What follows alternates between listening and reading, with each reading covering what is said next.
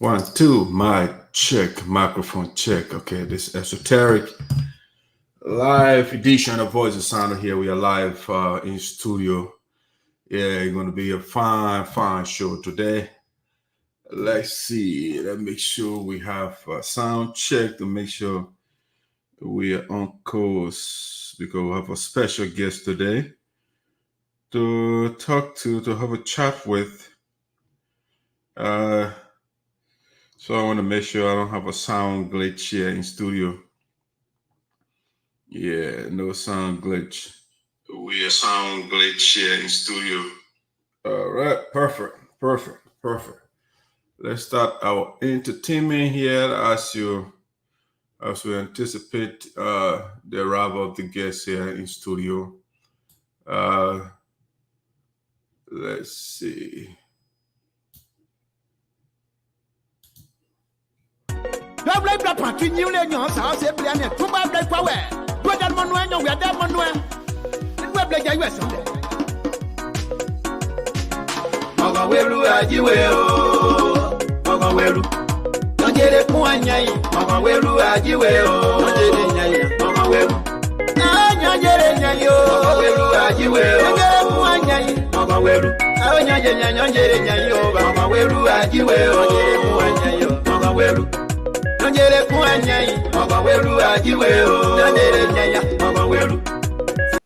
Yeah, my man Patrick Bolu is punctual, guys. It's a brilliant, nice, and wonderful show coming your way this afternoon. As you join us, please don't hesitate to share the show with us or with your friends.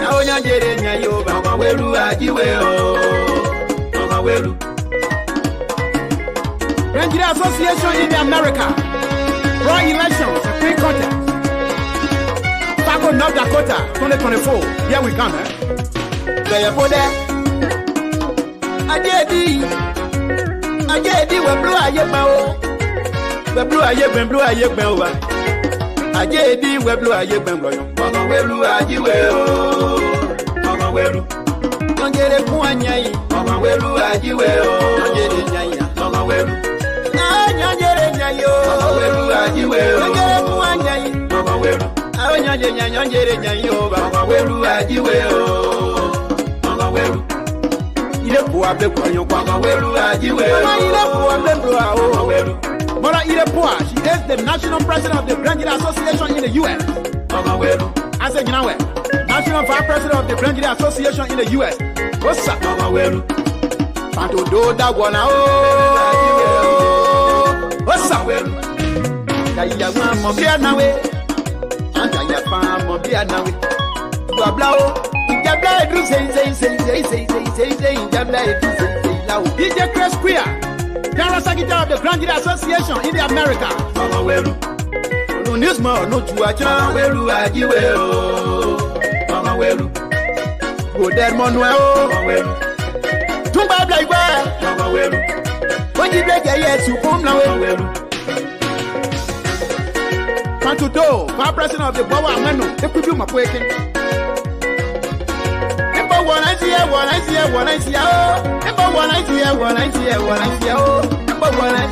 your one. They're not to be that one.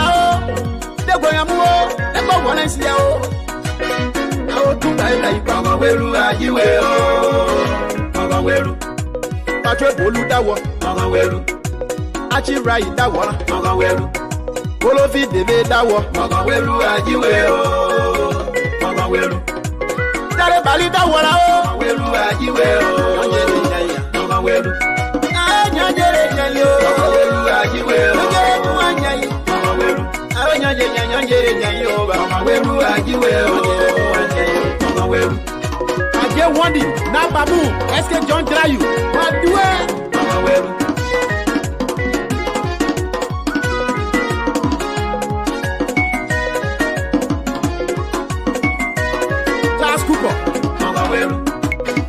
Your dog, your dog, what's up? But then you read that one out. Yeah,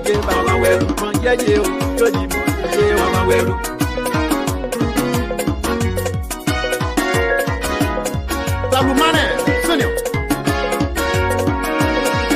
do it. The Pibiam. When you let I got Debbie Reed. Oh, my, no, yeah. So said you then when I know so well. No, she be a player. I said, I don't go. I can't eat a poor black blood. I say, you know what black blood you want. Where do I give away? Oh, DGA. Yeah, move. Where do I give away? Yeah. The association men, are you in a building? Shout yeah! This is a special song for the men, eh? That'll join the women. To put Grandida back on the map. Together we stand, divided we fall. Ladies and gentlemen, have you following Voice of Sound here with ESOTERIC. We're coming to you live from Maryland, these United States of America. Special guest on the show, in the first segment of the show, is the former representative, former minister of Sinoe, or if you like, the Republic of Liberia, Honorable Matthew Zarzar. We will be in conversation with the distinguished lawmaker of Sinoe County Electoral District number 3. We'll be talking about an array of issues. I have the great general for Sinoe County, Patrick, the veteran himself, is seated backstage. I'm waiting for Sagacious so we can start the show, or we can get the ball rolling here. But in the meantime, as you join us, please make sure to share the show. We are also going live right now on YouTube. So you can follow our YouTube page, Voice of Sinoe in the Diaspora. That's our YouTube handle right there. You can just follow the show from there as well. Let's do some little entertainment. The guest will be in studio. He's sitting with us live in studio. Yeah, our studio in Maryland here. Zarzar will be here one-on-one with ESOTERIC or Patrick, who is coming to us virtually from Liberia. All right, so let's play the entertainment a little bit. We'll be right back.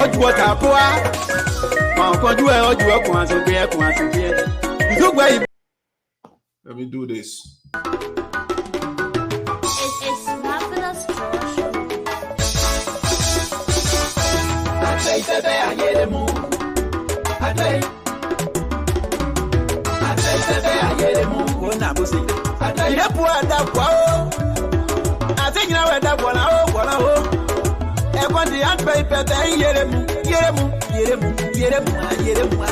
I pay you now. I pay baby, I hear them more now. I pay you do that one. I pay baby, I hear them more. I pay. And to do the people there, what that war, yeah.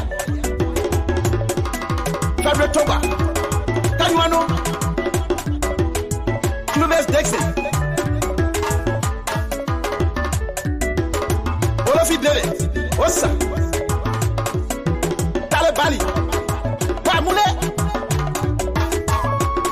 Yano Trabe, and you know, oh, now who's it?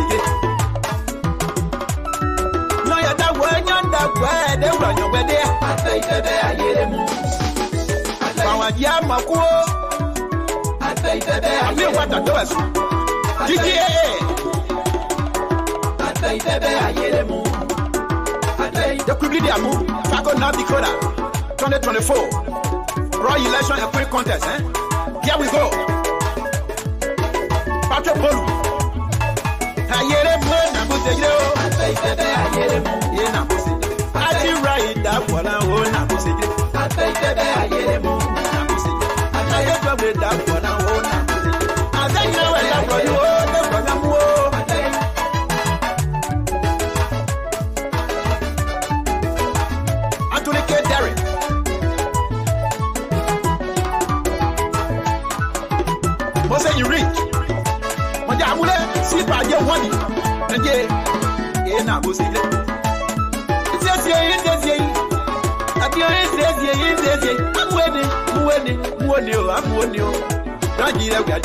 I'm winning. I say that I hear them. I believe we are there, they run your more. Not because I say that I hear them. We come. I hear them more now. All right, guys, we are big on time. It's 12:02 Eastern, which is 4:02 in Liberia. We want to say good afternoon, good evening, good night, wherever you find yourself around the world. This is the Sinoe County premier platform with Doc Saipo, the Esoteric, my co-host in Liberia. Sagacious is backstage. I also have our contributor, the veteran general of Sinoe County, Patrick Bolu, is as well backstage. So without further ado, I'd like to bring on Sagacious so we can get the ball rolling here. Hey, Sagacious, welcome aboard. Thank you. Let me say good afternoon, good evening, good morning to our dearest viewers across the globe. And this is another day of an exciting, edition of the program, The Voice of Signing the Diaspora. We hope to have a fruitful discussion for the next 2 hours. All right, Sagacious, by the way, I should give you the compliment. You look sharp. You look sharp, looking good. What happened? Thanks, Amida, for the compliment. Yeah, the quality of your the volume is low. Are you getting me now? Yeah, it's perfect now. Yeah. Yeah. All right, so let bring our man Patrick on here, our contributor from Liberia as well, from the nation capital, Monrovia. Hey, Mr. Bolu, welcome aboard. Yeah, thank you, Esoteric. Thank you so kindly. I really appreciate today being with you again. Yeah. And All right. let me say hi to Sagacious Banglu, a veteran also of the county. And I'll say thank you for always bringing us on to contribute our quota to the process. And we look forward to having it electrifying and All right, yeah, he's frozen there. All right, let's see when he. yeah, it promises.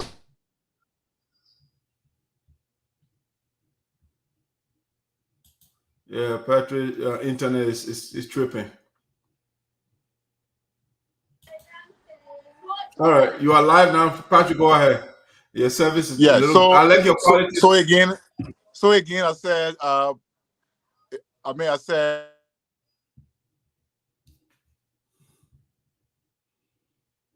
Yeah, he got a better quality today. In terms of the video, let me see.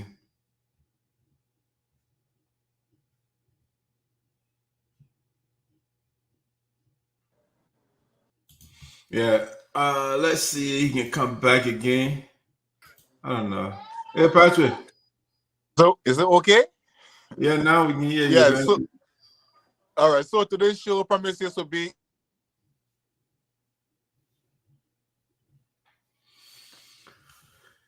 Yeah, unfortunately. Great upfront with on.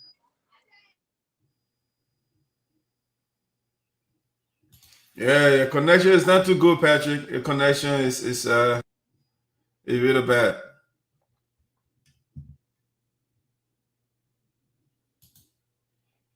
All right. He's going back and forth. Yeah.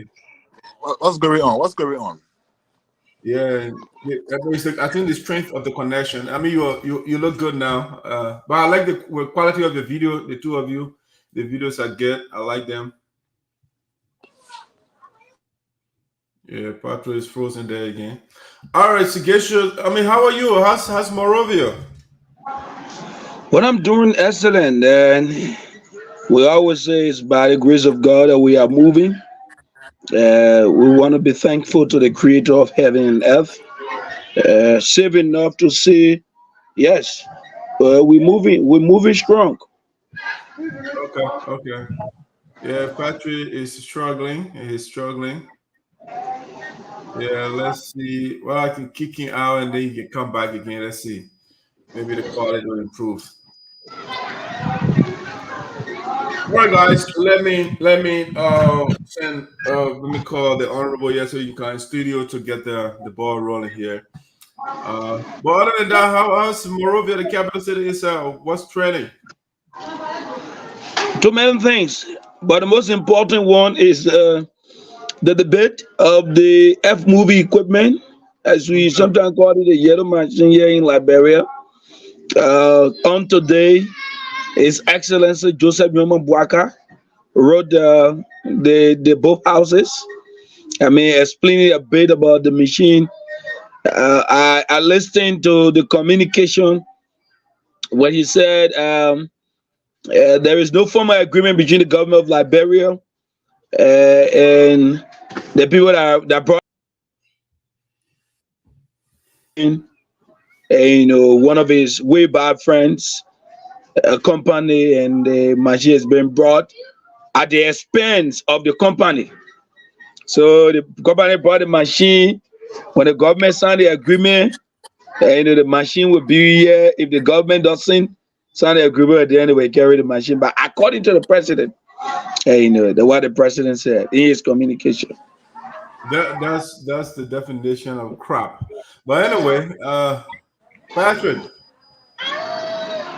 still struggling over there. All right, man. Let me see what I can invite the honorable here to get a conversation going. Patrick, if your service is not too strong, you can call through the phone to participate. Yeah, because the service is going in and out. All right, so let me call the honorable here to come in studio. Yeah, we are ready. We're just like 9 minutes into our program now.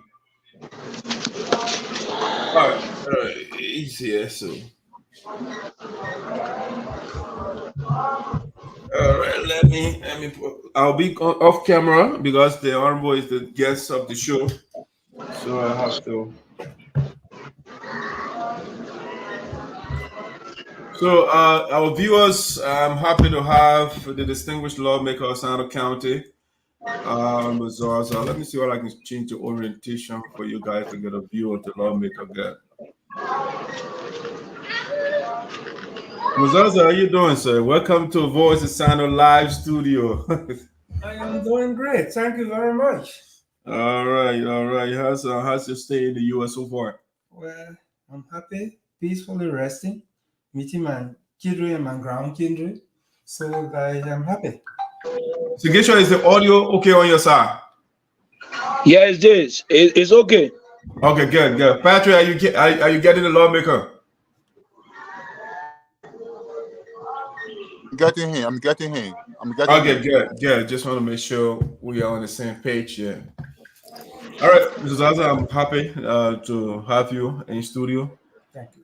You are one of my mentors, and yes, yeah, I know. So it feels good to have your mentor with you in physically or in person. So I'm happy. I have Patrick and Sagacious as contributor. Sagacious is a co-host to me, and Patrick is a contributor to the show. Sagacious, the both of you are in Monrovia right now, right? Sure. Okay. All right. So if you guys want to greet the lawmaker, you may. Well, let me start by saying good afternoon from my end. Honorable Matthew G. Zarzar. It's good having you today to talk some of the important issues, especially to those that matter to our county, Sinoe, and our country, Liberia. We're happy to have you today. Thank you, Sagacious. Thank you. Patrick, Sagacious, they are all my friends. These are not strangers to me. So I'm happy to meeting you today. I think after the elections, I have not met any of you, but I'm happy that I've seen you and hearing from you. Thank you very much. Patrick, any opening remarks for the lawmaker?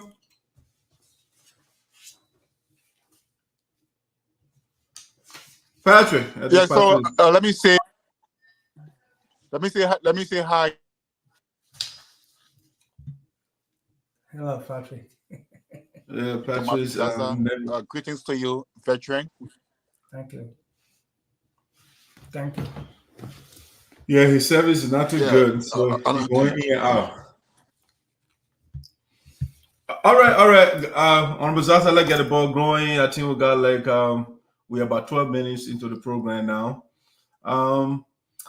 For the benefits of our viewers, those I don't know you.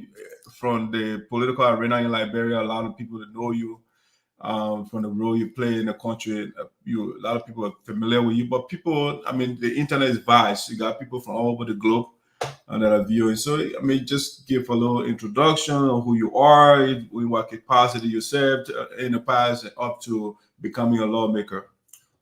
Well, thank you very much, Madison. My name is Matthew Zarzar. I call myself the first graduate of Vuvadi Public School.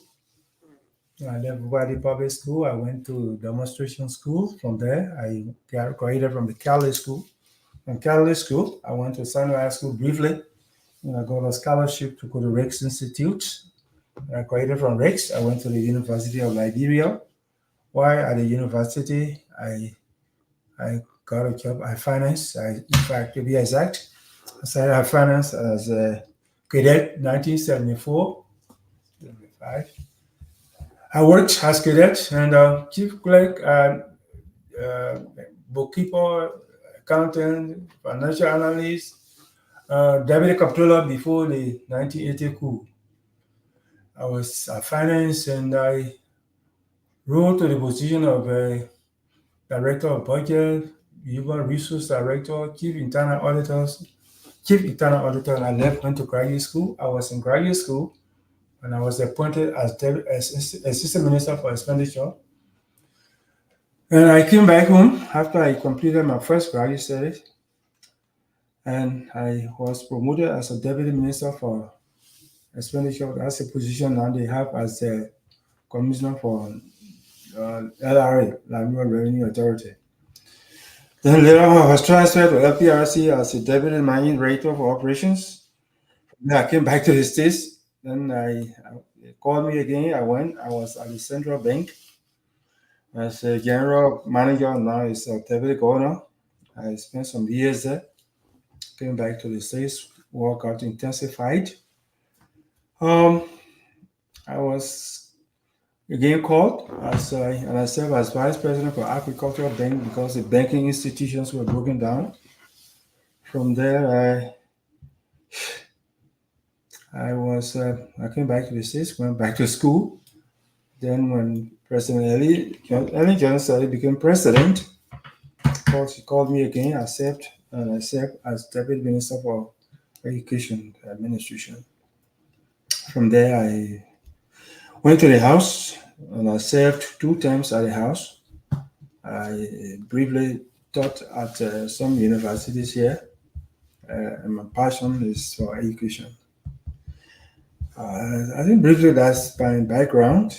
I participated in so many things when I was in the House, when I was minister.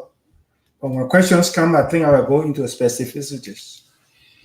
All right, Honorable Zarzar, that's a long, rich resume, even though it's a summary. If you give her the whole thing, it will be going all day. Tigrisha, welcome back. Thank you. Thanks a million. I will also want to recommend that the lawmaker amplify his voice a little bit. Yes, you can get closer to the microphone. I'm deeply sorry.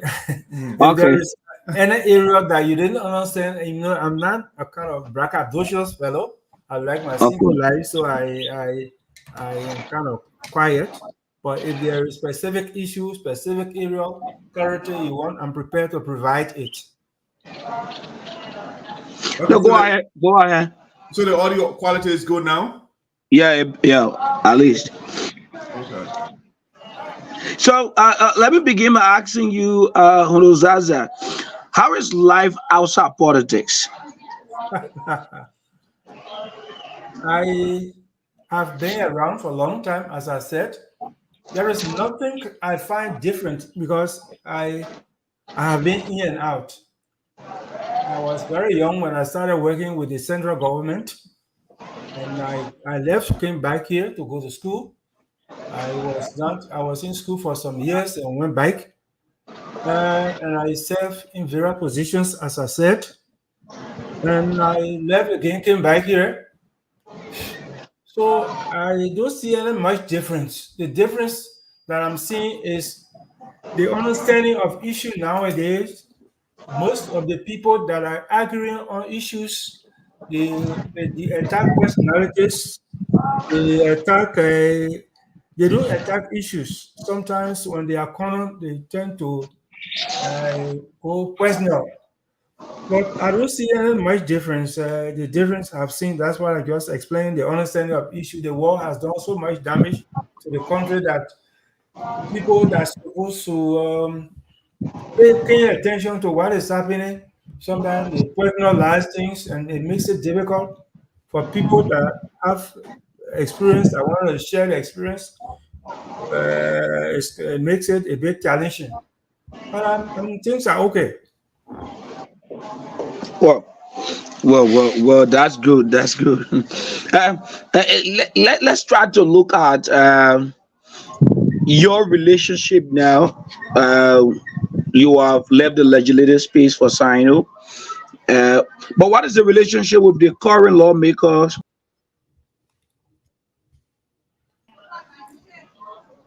Well, sagacious. Mm. You all know me, as people know me, I am a very peaceful man. Personally, elections came and election has gone. I think we need to move forward. So deep down in my heart, I have no animosity against anybody. They are all my friends. Some I can call them my children. So I have a cordial relationship with them. Patrick. Yeah. So Again, the service is good. Do you have a question for the lawmaker? oh yeah, of course. You know, he's one of Liberia's best lawmakers, former lawmakers. I mean, he served with distinction. He served with integrity, and he delivered that he thought to perform. That's how you doing? I'm doing fine, Patrick. I'm doing very well. Good. So, I mean, you are barely 6 or 7 months out of government. You are now in the United States. Do we see your presence in the United States as a return home or as a return back to base? Or you just on a sabbatical observing or resting yourself from 12 intensive years or 18 intensive years of politics or government service? Yes, Patrick. Yes, my family is here, my children are here, my grandchildren are here, but I do not intend to live in the States. I have to go to be with people, whether I'm working or not. I will come home. I'm just taking a sabbatical leave, as you said, but I will return home. I want to be with my people. Do you feel relieved? Do you feel relieved? I mean, economically, did you feel relief, by means of way people put at you as a leader in government, and now in the United States, a private citizen? Do you feel any form of relief right now? No, the numbers that I'm using, I have been using these numbers since 2008, and everybody knows this number. I get called every day, and I'm happy, Zarzar, man. I do battle. I'm not kind of, in fact, I feel lost because I'm not with my people. So people calling me, I'm used to it. So nothing bothers me. People keep calling, and I do intend changing my numbers, and I will use this number as long as God allows me to use them. People keep calling me. I don't physically meet them, but I still honor my obligations, my moral obligations. Patrick, before you come in, Mr. Zarzar, I'm eager to know though, how do you manage the avalanche of calls that you receive? Well, this is my passion, and people know when I'm busy. When they call me, when I'm busy, I tell them I will call them back, and I make sure to call them back. And I'm just used to it. I manage it. I'm a manager. I'm a trained manager. I manage my time. Yes, but I mean, push that question a little bit more. I went to Liberia. When you're a lawmaker, when you go to your office, the people are waiting for you. At home, the people are waiting for you. Some people are calling on the phone. I mean, so I just try to ascertain how you kind of go about managing all these different things, all these different things that are coming your way. Yes, it's difficult, you know. But listen, if you are afraid of heat, don't sit by fire. All of these are all expectations to taking public job. Once you are a public servant, especially a lawmaker, you are an employee of the people. So be ready for anything. There are times when I'm going home, say 11 o'clock, 11:30 at night, I will meet people in my house waiting. And children, some of them people will tell them, oh, he's not coming now because he has long meeting. They will tell me, say they will wait. I will sit down, come in and spread the blankets and we all sleep in the house. So these are things that I'm used to. So people calling me at night, coming to the office, they don't move me. I'm used to that. Okay, so Gesha and Patrick, I want the conversation to be pointed instead of, like giving random questions. So I think one of the issues we'll have to discuss, you hit on it already, and which is life outside of politics.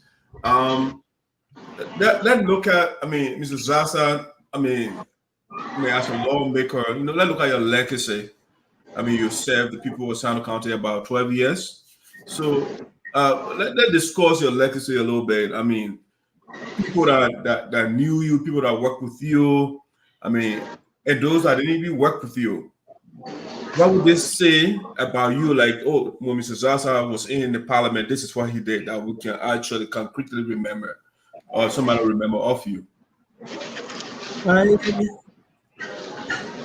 Usually, I don't like to talk about myself. I want others that know me to talk about myself. I think when Brother Bolu talked, he spoke about me. He talked about integrity.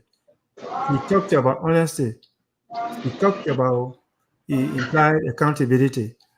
I want people to remember me for what I am or for what I've done. Actually, I like peace. I'm a peaceful man. Because I love peace. After the elections, I never criticized anybody. Of course, I saw a lot of wrong that was done. But our country needs honest people. Our country needs peace. Our country needs unity. Because once we are peaceful, once we reconcile among ourselves, we are people will be united. And once we are united, development will follow.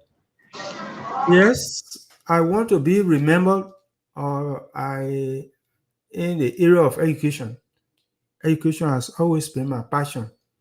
It was against this background that I created 2 educational districts when I was deputy minister.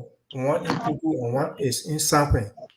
I made sure to build the very first high school, the elevated high school, the very first government high school in Zarzar, elevated in Zarzar Central to be a high school. If you go to Pakebo now, in district number I'm not calling you guys. One of you got to put your phone on mute. There's a feedback. If you Sinoe High School, when I became deputy minister, Sinoe High School, which is the Sinoe Montreal High School, was all broken down. I made sure that school was reconstructed. If you go there, now you see Resource Learning Center, the CEO or living quarter. I did that. I want education for Sinoe County. The college I is in Sinoe now. Nobody in the house at that time would say he knew he signed any paper on that college. I did it unilaterally working with my colleagues. I wanted to be remembered in that direction. If you go to Kakebo, as I said, the bigger high school in district number 2, we were in the process. We did the process of getting the school there. The same thing in one way. So many other things we did in education. Now we like social justice. If you check my record, if you check the record of the 54th, the 53rd, it was only in my district. I was the only lawmaker that operationalized 2 sanctuary districts. I wanted my people at least to get part of the pie. So these basically, I can go on naming so many things, but I think The people that work with me, the people that know me, let them decide who Mavi Zarzar is. Okay, all right. So, Mrs. Zarzar, I want to follow on something you said. Our county needs honest people. So by that you mean in government or in general? Generally, now listen, once people are honest, even let me come back to the house. We call ourselves, the people in the house, the legislators, are called honorable people. That word honorable means a lot to me.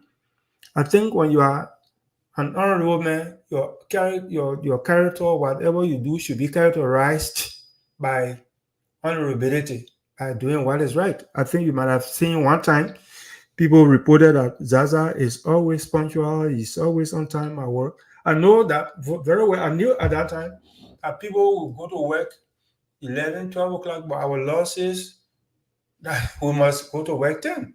So I used to get at the office 10 o'clock. Do what is right. I can attribute partly my loss in the election to my trying to do what is right. I try to bring peace to our place, to our county. So during the 2020 elections, I felt that we should not look at ourselves as Sapo and crew. I took time, analyzed the situation, and campaign for Romeo. Campaign for Senator Chea. It's a crew man. Romeo was in the race, but there were so many reasons that I did what I did. Now, I try to be honest. After the 2018 elections, Romeo did not. Senator Chea beat Romeo with over 3,000 plus votes. From 2018 to 2020, there was no way that Romeo could have created another 3,000 persons from our area. Secondly, I don't want us to be seen as Sabo versus crew. And when Senator Chea became senator, we worked together. He and I worked together. So I just felt that we want to have peace, and then let me campaign for him. These people take a serious exception. In fact, our people told me, say, "Oh, Zarzar, like here, man, you are campaigning for. He will not support you whenever you want job, because he will take side." I said, "No, here is an man of integrity." I took that risk, but I saw the results. So all what I'm saying, I like to be honest. Whether that will cause me to lose election, let me keep my integrity and my character intact. Okay, before I bring Christian in, Mr. Zarzar, the reason I asked the question about honesty, do you think our current leaders, out of Sinoe County or generally, do you think we'll have honest leaders in government currently? Well, I don't want to, what they call logical fallacies. I don't want to indulge into that to say, yes, all of them are honest. Yeah, or no, nobody is honest. No. Until it is proven, let's assume that everybody is, let's watch them. I don't want to go that route now. Listen, I know people that some people are not honest, but I cannot come now to say this man is not honest. Just let's give you the benefits of the doubt. All right, Christian, welcome aboard. Mr. Zarzar, Christian Tibabo is one of our contributors on the show and he's joining us. Christian, you have introductory remarks for the lawmaker? Go ahead. Thank you, Dyke. Are you getting me? Is my audio okay? Yes. All right, thank you. Let me say, Liberia time is good afternoon to Honorable. Yes. And let me say good afternoon to you, Madison, and Sagashos and Patrick. And since the election, my friends are seeing my woman, even though I'm not seeing physically, but I'm seeing electronically. How are you doing, Honorable? I am doing fine, Brother Twago. I'm doing fine. Thank you for at least being still intact. Oh, sure. Yeah, sure. We're trying to turn our adversity into opportunities. That's good. I said that repeatedly. Yes. And so again, I'm happy to be here, Doc, and it is good to interact with a veteran, lawmaker. Once a lawmaker, always a lawmaker. A veteran, a well-organized, a respectable statesman of our country. And while it is true that while the street might not be in the legislature now, but Liberia still needs it in other aspects, and I think he's still willing to, and that's why he's on the show. So I'm happy to interact with him, and and sorry for being late. I just from work, and I have to make my detail to contribute to this platform this afternoon. So I'm happy to be at that. Thank you for the stage. All right. By the way, do you have questions? We are doing Q&A now. From my end, on the Bible, audio is not coming through. Well, he's Patrick. Is the audio okay on your side? Yeah, man. I got him well. Okay, so get your service your Chinese phone, man.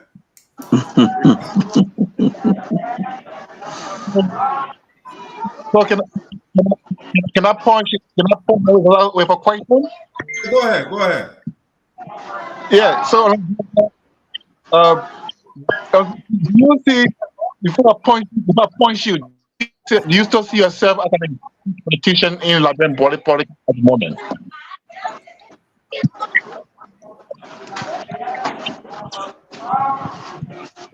You're glitching up a little bit. You want to repeat that question again? Yeah, I'm asking. Do you see yourself as an actively engaging politician in Liberian politics at the moment? Do you still remain engaging? Yes, I am engaging. Right? As you know me, I'm a very quiet man, unassuming man. I'm engaging the politicians. I'm engaging my colleagues. Of course, I will sign the legislative purpose. I'm not engaged in because I don't want to be seen as interfering in their operations. I know there are some who's accommodated one or two times, but generally I'm engaging all of our people from the nation to the legislature. Mm-hmm. So from a distance, you watch a trend. You watch a trend of politics in the first 5 months of of governance in the country, the lawmakers and the people. So your time when a person appoints people, or when a person study appointed people, or person we are appointed people during your time, and this time, President Boakai appointing people, and the lawmakers have to get involved in all of that. Give us, a current position or view of what it used to be, and what it has been, what it is now, and what the difference or similarity you see from the distance. Well, the problem in our body politics in Liberia, when you look at the Constitution says that the president nominates and the Senate consent with the consent of the Senate. But then in the Senate too, they have their own rule that people that come from the local government, the senators from the counties that are affected should give their approval. And that concept came from the appointment of judges when the American Constitution was being operationalized. They said that the judges in the counties, in the various states, the senators must be consulted. But over the years, that consent clause has been abused. When senators are asked at least to give their consent, and then in our case in Liberia, they ask the senators in the counties for which appointments are made. Some of the senators abuse that privilege. They personalize it. Oh, this man didn't vote for me, and so what? If he doesn't vote for you, not everybody doesn't have to vote for you. Oh, this man is not in my camp. That's the consent. I'm thinking that when these people are sent to you, the president is a prerogative of the president to make appointments. If these people are not in your camp, all I thought you would do is see whether they are qualified. So long they are qualified, I don't see any need that you bring that up. So the trend you talked about, it was always there. It was always there. Even the last appointments that President Weah made, no senator from Sinoe County agree on that list. No senator. But what Weah did was, President Weah did was, He said, well, if you refuse to confirm those people, I make them act until I leave the presidency. Well, as Senator Chea, we saw recent, and then all people that were sent there from the executive mansion were confirmed. The only time I thought somebody would be rejected is if he's not qualified or if he has tainted record. Then that makes sense. But they say this man he was not in my camp, or this man didn't support me, and so what? You don't have to support me. So long you are qualified, God bless you, God bless me, we'll move forward. So the trend is the same, but then the way it is being manipulated now, it's being politicized, it's being personalized, it's not honorable at all. So before another query comes in, so there's consent clause. I mean, Elena, you in trouble the last time with your suspension as chairman of the caucus because you did not consult your other colleagues, to pass on the list to the superintendent. May peace be unto its ashes. The list Senator Joseph Nagbe was expelled from the caucus, the first time ever in the history of Sinoe County or Liberia for a lawmaker to be expelled from a caucus on which he was elected. So the new thing with what happened in your case is something similar to what's happening right now. Basically, Patrick, it must be understood that the prerogative of the appointment of people in a county is a prerogative of the president. By the way, in the United States, when any party that wins, you make the appointments. If you want to maintain the other people from the other party, it's your prerogative. So when these guys, when the president makes the appointment, he makes the appointment from the point of view of his party. So, I mean, of course, that's politics. But then you are saying that why your people, you are from different parties and you are demanding. I mean, my case, they are saying, why I didn't bring their people? And so what? The people that won the election, the people that fought and won, they were the people that were appointed. And we said that other people that were qualified were brought in. You got vexed and said they expelled me. Of course, I know it's history. So that's similar thing. That's a similar thing. You are right, Patrick. Joshua, any question for the lawmaker? Yes. So, I have a question for the honorable man. Honorable Zarzar, my own. Suggestion is still on me. Okay, let's get suggestions and you come in. No, you said age before beauty. Patrick, I mean, Patrick, go ahead. Patrick says age before beauty. Suggestion is a young man. Yeah, so my own concern and question to Rosala is, because during a campaign, he has always said he wants peace in the country. He was campaigning for peace, for some people to live together. Now, in just 6 months of our new leadership of the county, especially the caucus, and is it the kind of leadership he would have loved on a stewardship as senator of the county? And is it the kind of unity he would have brought to Sinoe? And is it the kind of political compilation where in just 6 months people are naming people who are their supporters, who are not their supporters, when they should be providing leadership for everybody in the country, in spite of the different camps that come on. So was there the kind of leadership he would have brought? Is he regretting anything at all that he has done there, even though the people of Sinoe at this time say he should wait? But how do you see it? Is it the kind of leadership you think will have hope for Sinoe? No, Mr. Pablo, every leader, every administrator, every manager has his own managerial style. My style will have been a bit different from what is being carried out. Even if somebody does not vote for you and you don't want him to take a position, you cannot go in public to say, this man was not in our camp, that's being challenged, has been irresponsible. You can't do that. Yes, what I expected, that's not what is happening. But I think let's give them the benefits of the doubt. For some of these things, once they see their own mistakes will be rectified. I'm told that some of these people are being now confirmed. So they will learn. They will learn. But that's not, to answer your question, no, that was not what I anticipated, or that was not my plan. If I had won, it would have been a different thing. I will pursue the plan of the peace, the path of peace in the county. I won't want to polarize the county. Those that were dead, that were removed, we try to expand the base, the economic base. Now some companies, they are fighting hard for companies to come. Then those other people will find job for them. But I cannot say you didn't vote for me, therefore you will not work. That doesn't hold water with me. That's not my philosophy.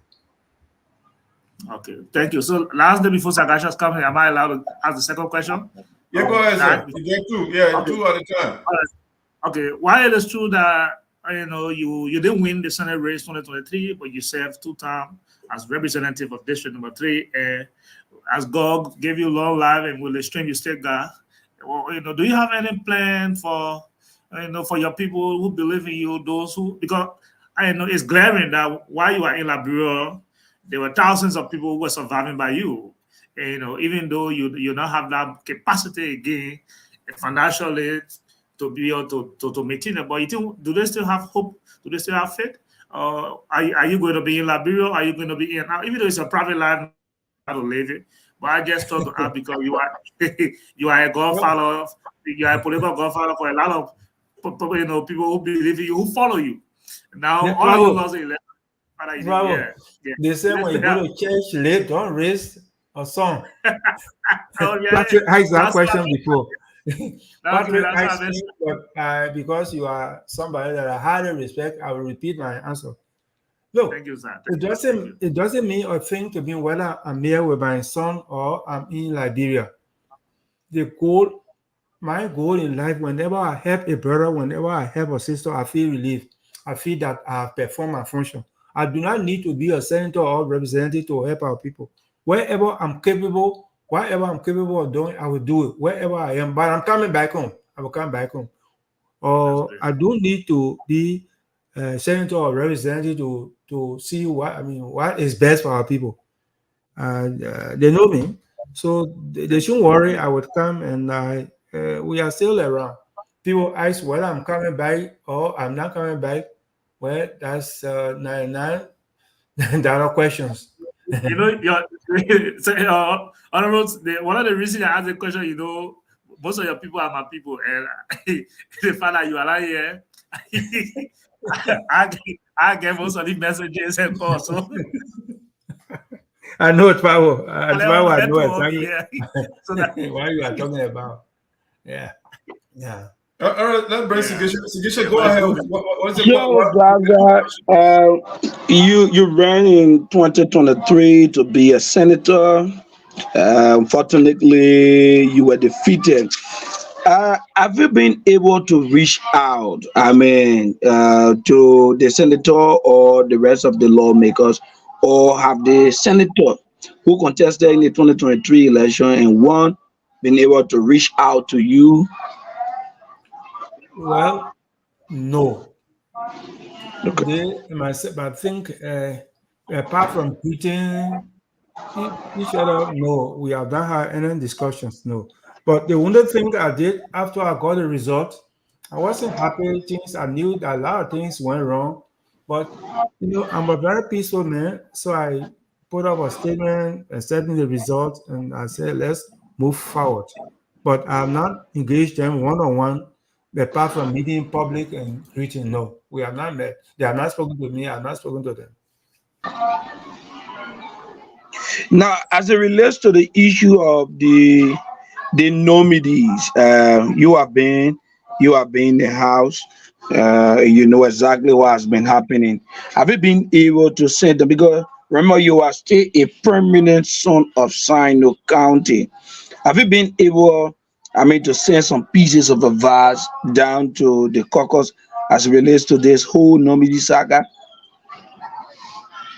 Well, the thing about it is, I reached to my colleagues in the Senate, some of my colleagues in the Senate. I talked to them. So, Manu, Sinoe County needs peace. The path that is being pursued to say that this man will not be confirmed because he's not in my camp is just below the belt. Because the idea behind the consent of the Senate is people that are senators in your particular county they know the people that are there in their countries. Besides, we are looking at people's character. We are looking at their track record. Is this man capable of doing this job? Yes, track record in terms of capability has nothing to do with support. When you win an election, you're supposed to serve as a twin mother. The fact that more people have voted for you, it means a lot. To me, I don't go and look over people's shoulder who didn't vote for me, who voted for me. No, because when you are a winner, you are a winner, and you move forward. And you try to bring the people together instead of picking and choosing that this man didn't support me. If you do that, you will build what they call a society of antagonism. Yes, you are there for 6 years. By the time your term is over, another man comes and he does the same thing. How do we work together as people? Somebody has to solve that bitter space, and we move forward to unite the people. And we need unity inside at all costs. Zarzar, are there plans? To appreciate, people who turned out and have you voted, even though you did not win the election. Do you have such plan? Yes, I do. The difficulty now you are leading me to saying things that I'm not going to. I didn't intend saying. The yellow machines that they are bringing, Sagacious or Mr. Malu, these machines were needed 100 years ago. Look, there is no development that will be carried out without road. You cannot build school if road is nowhere. You cannot have an mechanized agricultural farm without road. You cannot build hospital. All of these things. So let me tell the Liberian people, if President Boakai knows the bank of Omer Lucifer, let him go and get the money and buy the equipment so that roads will be built. Once roads are built, all other things fall in place. The lawmakers that are making noise to say, oh, you breached the law. I know the major tenet of democracy is a respect for the rule of law. Read Article 56B. They say all the Senate, all the chiefs, the clan chief, the town chief, the paramount chief should be elected. Since Ellen Johnson said it time, was there a chieftaincy election? Why don't the lawmakers don't talk about that? People are breaking yellow machine. Then they say you breach the law. What law? Let me go further. If you read Article 34L, that portion, that L, they call that essential law.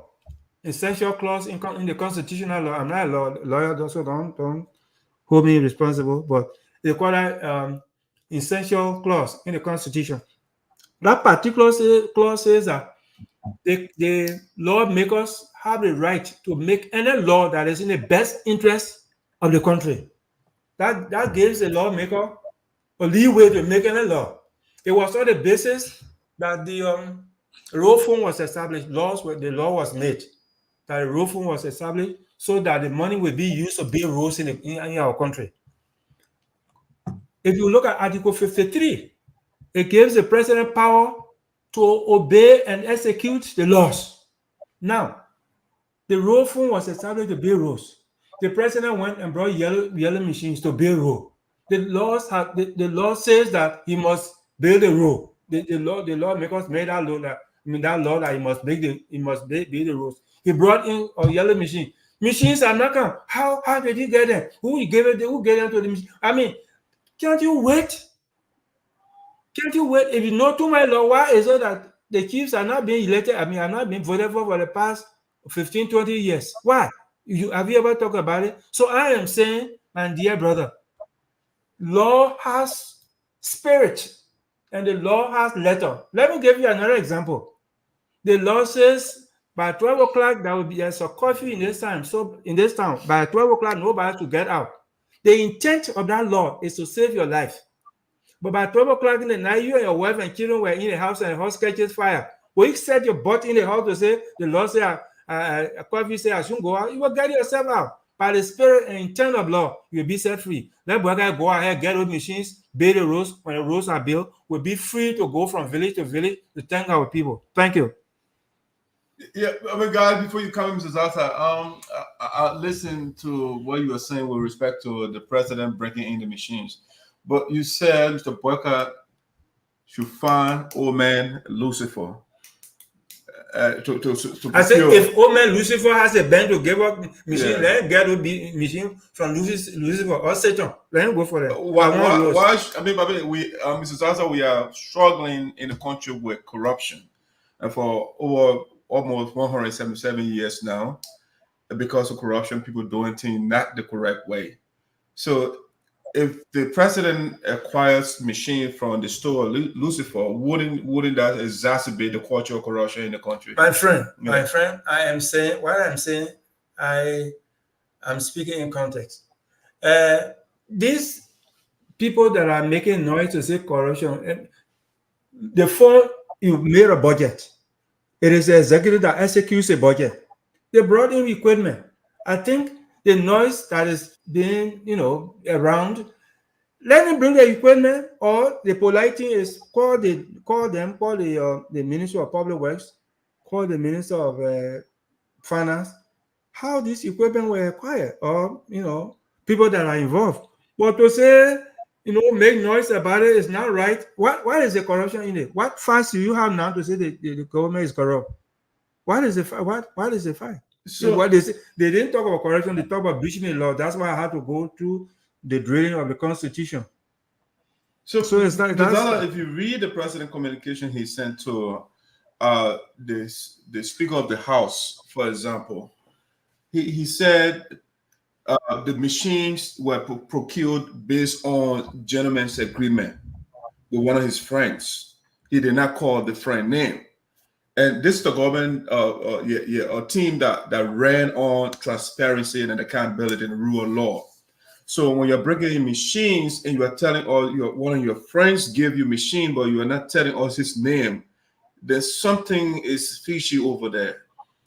Okay, well, the thing about it, if you want to know the name of the friend, call him. He'll give you the name. But my concern here, the secret gentleman, is the machines were needed yesterday, and we must have those machines to bear our role. No, I mean, I'm not saying people are not corrupt. Whatever you do, even here in the States, people are corrupt. Whenever it is established that somebody has engaged in corruption, let the law take its course. But you cannot just put a cart before the house. No, you can't do that. You have to go through the proper procedures. That's what I'm saying. Zarzar, are we taking into consideration the procurement processes in Liberia? I mean, money exceeding 10,000 United States dollar. And I listened when you said, I mean, chiefs have not been elected, and that is by law. They should be elected. But this government came on the basis of transparency, and the government has an experience, want to change things around. Can we still be dwelling on, what we did in the past? Well, nothing is passed yet. I'm saying the lawmaker have not focused their attention on that breach of the Constitution. But in this equipment case, nothing has been established. The Constitution has been breached. But the Constitution has been breached in the sense that the chiefs are supposed to be elected. They are not being elected, and nobody is talking about it. And your road building equipment are coming to bear our road so that we'll be able to move around to accelerate economic development. They started questioning and things. I'm not saying people should be corrupt. I'm not talking about corruption. I mean, people should go steal. But when they bring equipment, does that imply does not reflect anything that they can use evidence that there was some corruption involved? If it is established that somebody was involved in corruption, let them bring him to justice. That's my thinking. But we need those machines. We needed them yesterday. We need them today, and we need them tomorrow. But the government itself have not been able, to explain, exactly how the machine has been brought in the country. My friend, and you were asking me just now whether I will go out to thank the people. How would I go out to thank the people? No role. If they bring a machine, then you talk about Already explain anything. I think let me come here a bit. I think it's go ahead. from when I listen to Zarzar, I know from when she's speaking. I think he's speaking on on the basis of our long-term suffering for role, especially those of us from Southeast Liberia. We are always suffering, but I don't think he mean exactly what you say. I think he being a little hypothetical by saying if you know what Satan is, what devil is, to tell you how tested we are for rule. But at the same time, again, to join you or die is that because you are hungry, you don't just eat any food too, so that you might eat pressing. Because we need these machines, we agreed, but 285 pieces of machine is not something that somebody can just say you got it on gentleman agreement. That's a lot. 285 pieces of yellow machine, that's a millions of dollars worth of equipment. So it is a good thing, it's a good thing that machines are coming and every country will benefit and we use it to build our road. But why is so difficult to tell us, where the machines are coming from, what are that grant, what are that loan, what are that donation, what are the Liberian people going to pay, how much the cost of the machine? I think that's the part of it that the legislature is focusing on, the transparent part of it in the acquisition of the machine. But I don't think they are against machines coming to Liberia. Because President Boakai, in that communication that spoke about, they say that they are still in the negotiation stage. If the negotiation does not hold, the dealer has the right to either sell them in Liberia to whoever or take them back. But these are machines that are already being branded with Liberian flag, with President Boakai on there. So machines that are not yet belong to Liberia, and they are being branded already by Liberian flag, and the president or President Boakai wrote something's on the written on it already. So that's a bit conflicting, because the agreement has not been reached. They are still negotiating. If the deal holds, the ratification, will be sent. The agreement will be sent to the House for ratification. Is where the House will come in. Okay, but you are already started the first phase of the process, which is procurement. So the House is concerned how the procurement process is going about, because that borders around transparency and accountability. Because that will be public fund that will be used in the process. So I think it will be good for the flow of communication, because we have the freedom of our bill that have been passed a year well. So the government should be telling the Liberian people it's a good thing, but give us the good news. Don't conceal the information from us. Only waiting for the time. And thank you. I understand all your concerns, and you must understand my concern. Then we all peacefully coexist. The president has written the House how the machine came about. If they have any qualm with the contents of that letter, I think that can be followed, and we all follow the law. Well, I am saying exactly, from where I speak. We've been suffering for years. I mean, especially Sinoe County. See, from especially after the war, we've been suffering. I mean, so to me, the brothers and sisters that are in the House, let them look at the president's letter, where feasible, they do their investigation, and let's move forward. Mm-hmm. Mr. Zarzar, I think I agree with you. We need the roads to be built, but I think there's a cliche that says what is not done right is not done at all. And that's something. If you read the communication, the president said negotiations are still going on, but in the process you're bringing machine. Okay, if the process is still going on, how are you bringing the machine in? So there's a disconnect. So when I read the communication, I read it the other day. Before I came on here, I saw a lot of holes in it, and I was even watching the session. The guys were trying to debate it, but it looks like the politics involved. Other people, it looks like they don't want that issue to even come on the floor. So there was a back and forth going on, and again, I'm in support of it, but let's do the right thing for the country. Yeah, but that's the right thing. We don't want to have another Firestone where you get a 99-year contract and the people are not benefiting from it. Yeah, but that's what I'm saying. It's good that they are very kind of concerned about this. Let this concern be discussed. If they are not satisfied, well, let it be it. But the fact here is, we needed this machine, we need this machine, and we need these machines. I want our roads to be built. Let them look at that direction. The legality and all of these things. How many times we have not put a law in Liberia? How many times? All the guys have stole so much money that in Liberia, they're moving around, have stole so much money. So does that mean we should continue to violate the law? I am not saying that. I'm saying let them pursue those people that were found guilty that stole so much money. Let them follow them. This part, nobody has breached any law. Nobody, that nothing has been established that somebody has breached the law. That's what I'm saying, sir. Okay, ladies and gentlemen, you're following the voice of Sinoe here. We are here with the former lawmaker of Sinoe County, Honorable Zarzar. So to our viewers, if you have questions or comment or concern to for the lawmaker, you can do so. We have a number on the screen there for you that you can call, and we'll take your call. Yes, you can do so. Probably you have further question for the lawmaker. I have other issue that I want to bring up too as well. No. I think let the lawmaker be great this time. Let flow. So, Mr. Zarzar, I just wanted, even though you are in support of the machines, but 100%. Yeah, in general, though, what is your assessment of the rescue mission government? Do you think the Liberian people are on the verge of being rescued? Well, the fact that they are brought in these pieces of machine, they are on the verge of being rescued.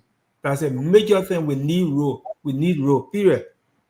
So, yes. On your watch, what was the bottleneck for which that wasn't brought to fruition? The contact they had now was somebody to be willing to give them the 285 machine. We didn't have that contact. We had a contact. I would have been in the forefront to support it. All right. So recently there was this noise about the lawmakers going to Buchanan and the dividing. How much was the amount they shared among themselves? You still remember the amount? Senator Amara Collins said 300,000, but then when Senator Snow from Boakai came out and said no, that's not a real figure. If you want to be transparent, tell the people exactly the exact money we received. So for Amara Collins, we heard about I think 380,000. Then Edison came in and said, no, you're leaving out the 1,000 naira and some $1 US. So if you we're talking about close to $500,000, more than $500,000 Liberian dollars. Yeah, so my question in line with that is a bit these guys, they went to Buchanan for I think a legislative retreat. Do you think these retreats are needed? I mean, I think we all, especially lawmakers, they live in the country, they know the plight of the country. Do you need a retreat to come up with ideas, say for example, to build roads? Do you have to allocate special budget for that? Well, the thing about it is, these retreats are necessary. The cost aspect is a question. So many issues like that came on the floor when I was in the house. Some of us advocated that if we want to have a retreat, let us have it in central Monrovia instead of going out of town. But then other brothers said, no, when we are here, people will not go to the retreat on time and will be distracted, so let's go out of town. So having a retreat, that's no bad idea. But the amount involved, the fact that I don't know, I cannot say much about it, but I'm in support of having a retreat. I mean, sometimes, gentlemen, when you see the way people deliberate on the floor, I mean, like your colleague is talking, you interrupt, you make some unnecessary remarks. And sometimes it gets people confused. So when these retreats are held, people sort out their differences. Because the way people interact on the floor in the house, sometimes it's embarrassing. Sometimes when some executive members come on the floor, the way they treat them, the way they talk to them, some of those things are not necessary. They will just go and make some unnecessary remarks or insult the man or insult the woman. So these things need to be trashed out when they go to the retreat. These kind of discussions that I've had at a retreat. The idea of retreat is not bad, but the amount that involved, I do not know, so I cannot say much about it. But yes, retreats are necessary. All right, excellent. All right. The retreats are necessary. So, Mr. Zarzar, I'm thinking though, you are out of politics. I mean, officially right now. But are there any plans for coming back in 2029? Yes. Thank you. That's why I'm here to get to see us. So when you tell me to go, I will go. You are my children. And so I thought some people, different people would have asked me that question. When I'm here to you, whatever you have asked me to do, I will follow. Yeah, I mean, I got my opinion, but I mean, personally, though, do you still want to go back in the political theater? If you want me to go, I will go. So if I said the contrary, you wouldn't go? No, I won't go. Okay. I won't go. Before I went in the race, I came back here. It was a big debate, and the larger number said I should go. That's what I went. If you guys had said that time, don't go. If a larger number I voted to say no, I won't go. Because, I mean, people that are going to vote for you or people that are going to help you up in the process, if they say no, don't go, then why are you going? Is you that means you are going to flock of their flock. Christian, any question for the lawmaker? Come again? You have any comment or concern, something to say to him? Yeah, you know, that, you know, and politics is about calculation and timing. So even if the lawmaker has that in mind, it could even come in 2026, in 2028, and even say you're wrong. Because for him, it won't be fighting for popularity now because he's already popular in the county or in the district or what. All you'll be needing now is looking at, you know, what went wrong in 2023 and, you know, making some corrections or trying to work on those things that his own, you know, thinking contributed to him not winning. And, you know, so there's still more time for him to come up with a decision, and, you know, because he still energetic, he still got strength. So it's possible that you know, like myself, you know, I did not contest in 2023, and, you know, I could contest 2029, but it's still early because, and, you know, a lot of things happening along the way, and everything requires planning. And, you know, first thing you can be calculating. Okay, why we say we didn't win District 3? Why we say we didn't win Johnson? Why we say we didn't win Tajuan? Why we say we didn't win Gray? Why we say we didn't win Grepo? Okay, I think we did it the way it was not a real way. Maybe we can do it this way, you know. And when you put all the plans together, then you start executing your action. Before 2027, 2028, you will know whether it's possible you win by then, and then you can do your official, you know, declaration. I'm not saying that what the honorable is doing, but I'm a politician too. You know, I'm a young politician after it. So right now, everybody is observing, looking at the play on the field to see, you know, why they're stopping their toes. And, you know, the players should have kicked the ball, they didn't kick it. And, you know, where they should have placed the goalkeeper to be able to score. So these are things everybody is watching, and, you know, in a sooner possible time, you will know the minds of everybody whether they'll contact. But I think there's still possibility for Zarzar, there's still possibility for anybody, and, you know, who wants to run, because there's still more time. Let me transform your comment into a question. So Mr. Zarzar, I mean, probably talking about as a possibility. Right now, you can assess what went wrong and what. So the question: what did we do wrong? What led to our relegation? Well, Madison, there were several factors. One of them is the tribal hatred in Sinoe County. Since I went in the house, all my public service, I've been very open-minded to everybody, to work with everybody. And our friends, Senator Nagbe, may his soul rest in peace, Senator Chea, my friend, Jefferson Kamo, 2018, they talked to me that I should not run when Senator Nagbe was elevated to that of Associate Justice. They said I should not run because but they want me to run 2023. They call me. I agree. 2020 came. I supported here. 2018, I didn't run, as they said. I supported here.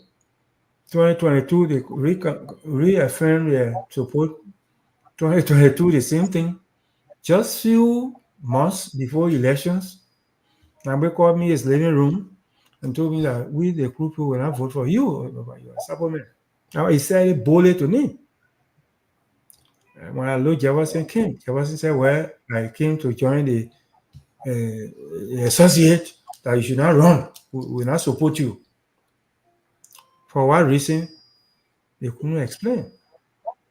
In the first place, we don't like Chege, but we don't want you to. So we bring our own men. So I said, Senator Nagbe or Associate Justice Nagbe, when you gave me that assurance 2018 that you are going to support me, when you repeated that assurance 2019, 2020, 2021, 2022, did you know I was a supplement?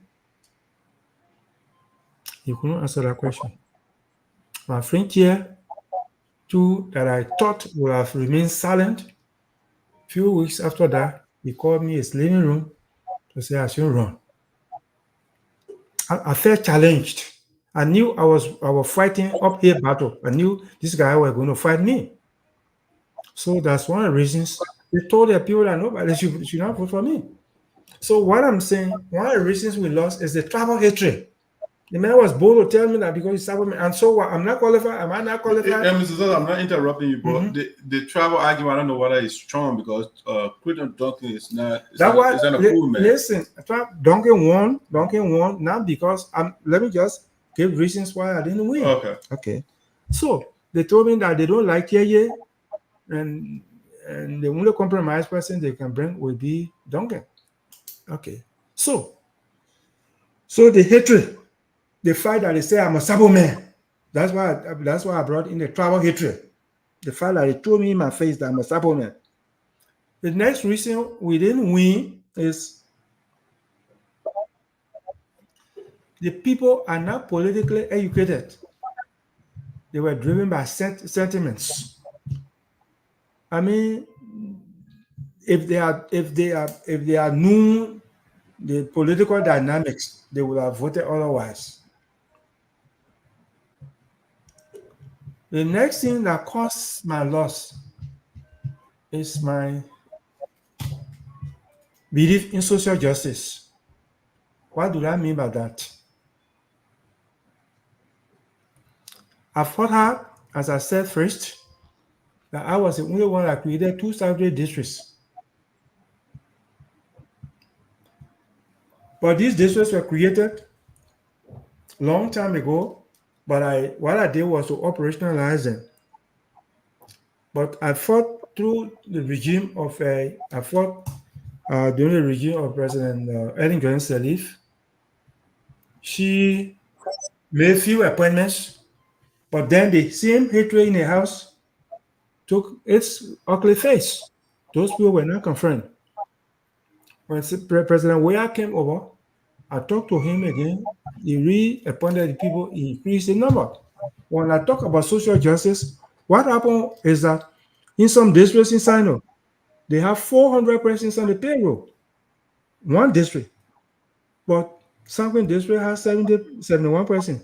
Joasson Kawade, Weya, Singon, they have only 91 persons on the payroll. So I wanted equity in the process. So that's why I thought to operationalize those districts. But then President Weah agreed with me. He made those appointments. Here is why I said that I got lost because of my belief in social justice. After he did this, he wanted me to support Senator Chea. Now, the fact that he was able to appoint all of these people, I cannot look at him in the face to say, no, I will not support your party. But in the process of supporting his party, I got burned. Okay. So that's what I want to talk about, social justice. The next thing I will talk about is all right.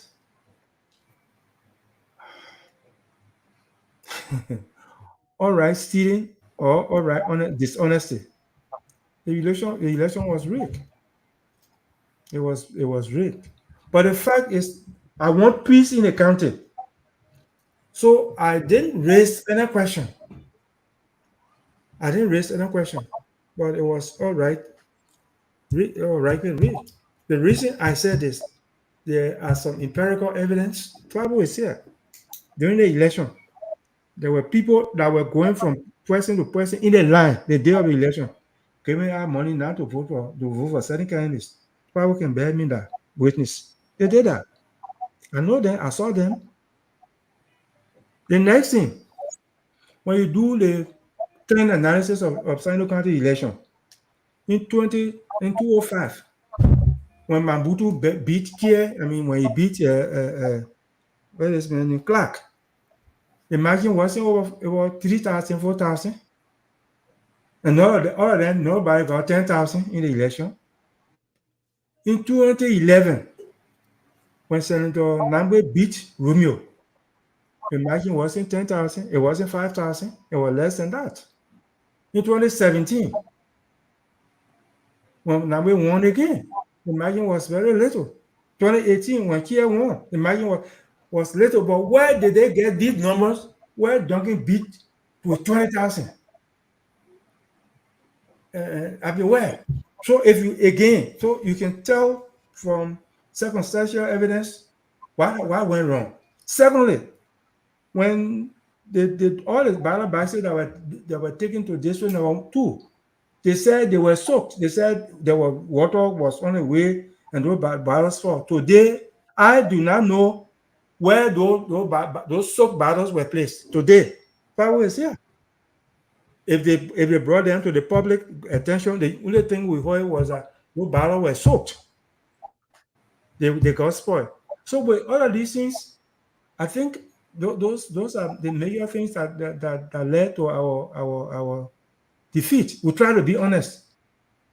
And when we make noise about it, it will just create more tension in the country. And I, who always say I want peace, it will just create unnecessary animosity and hatred and confusion in the country. These are some of the reasons.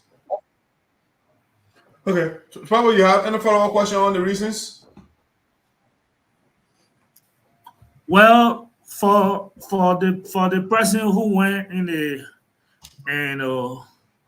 rain, and when you look at the movie they call Gladiator, those who go in a circle, what they experience there will be a bit different from those who are outside the bars and witness this, But from the session, the Rosetta talks about the tribal hatred we have to do with. Although Duncan did not really win just on your own strength as on Duncan, but the Alabama those prominent sons and daughters from the crew communities that supported him also contributed to his winning. You have the legs of Jefferson Camo, you have Macaulay, Joshua, even before the disease of Councilor Nagbe, he initially pledged support. He had already told all of his people as to which way to go before he passed, and so he has a very strong support from the crew community. While it is true, he also has strong support from the Sabo community, even though he has not recognized that.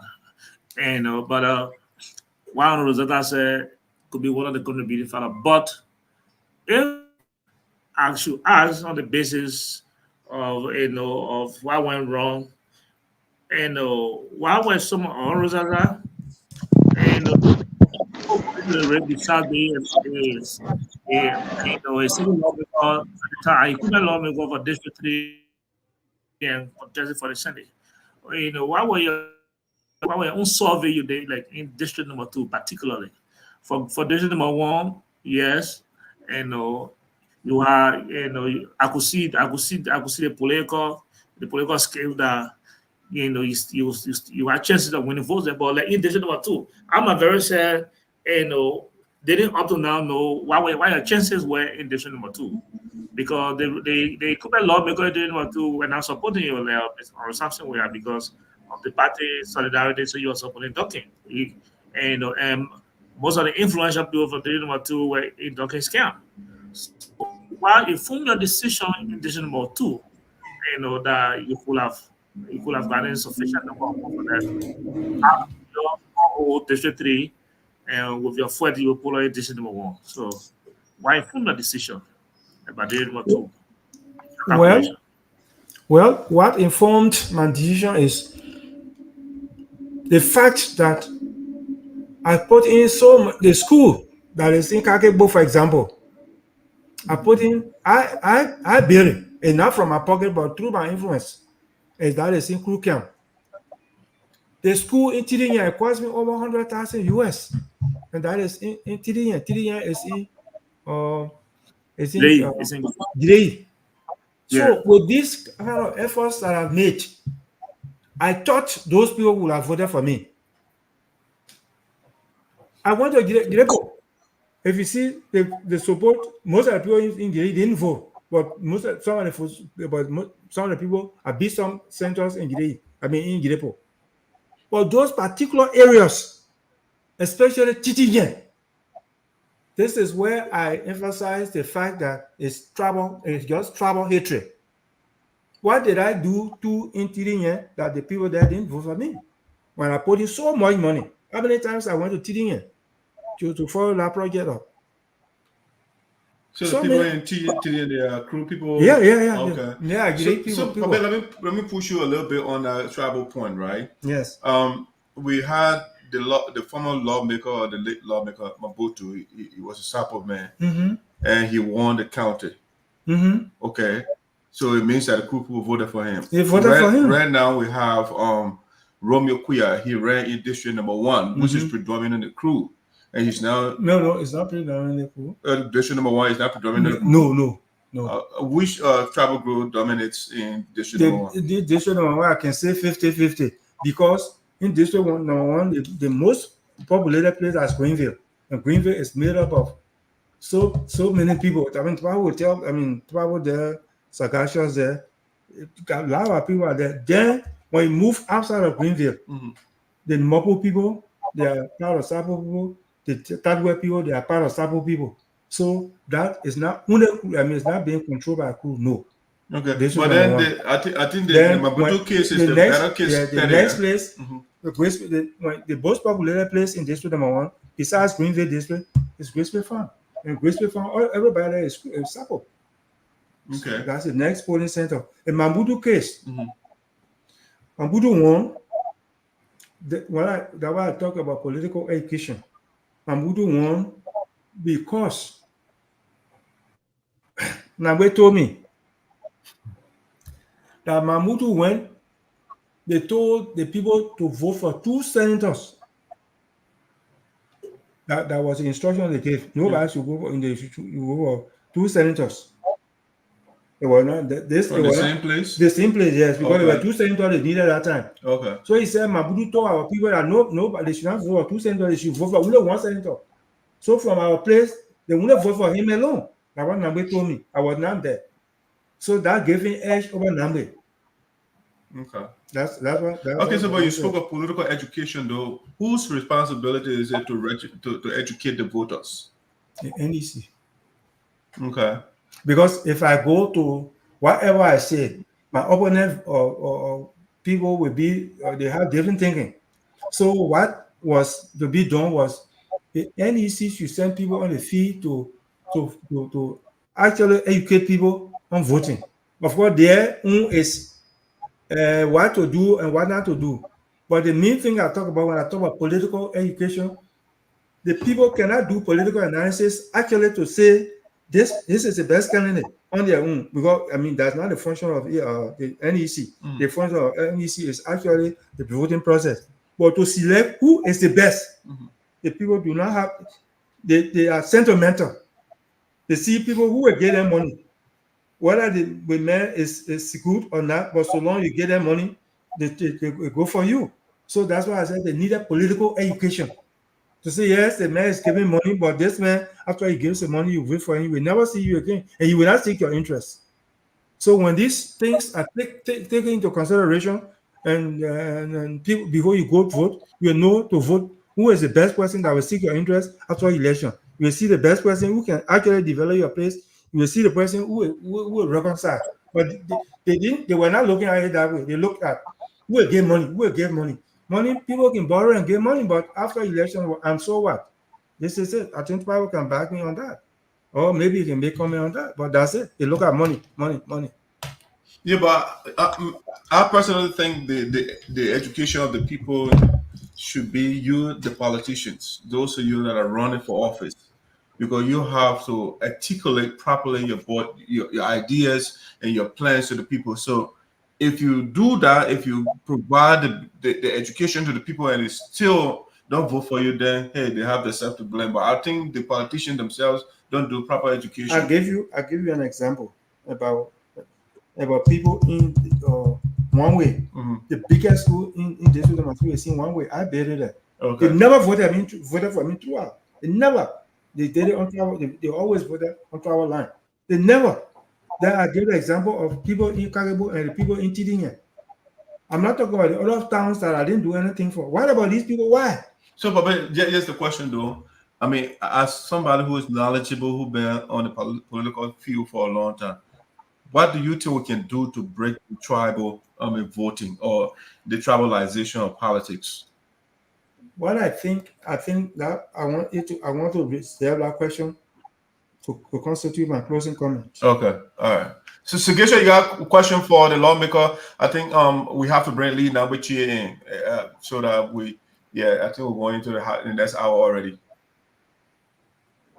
So before you leave, Honorable Zarzar, I think the United Party-led government, the union establishment, are still pretty close to like 6-7 months in power.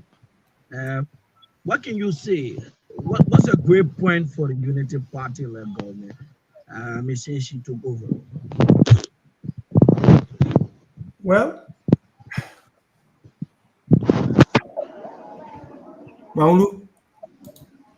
Maulu, Segesha,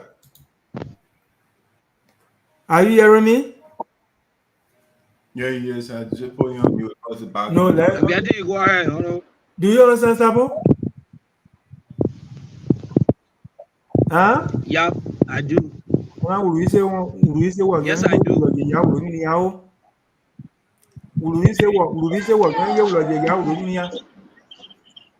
I don't know what that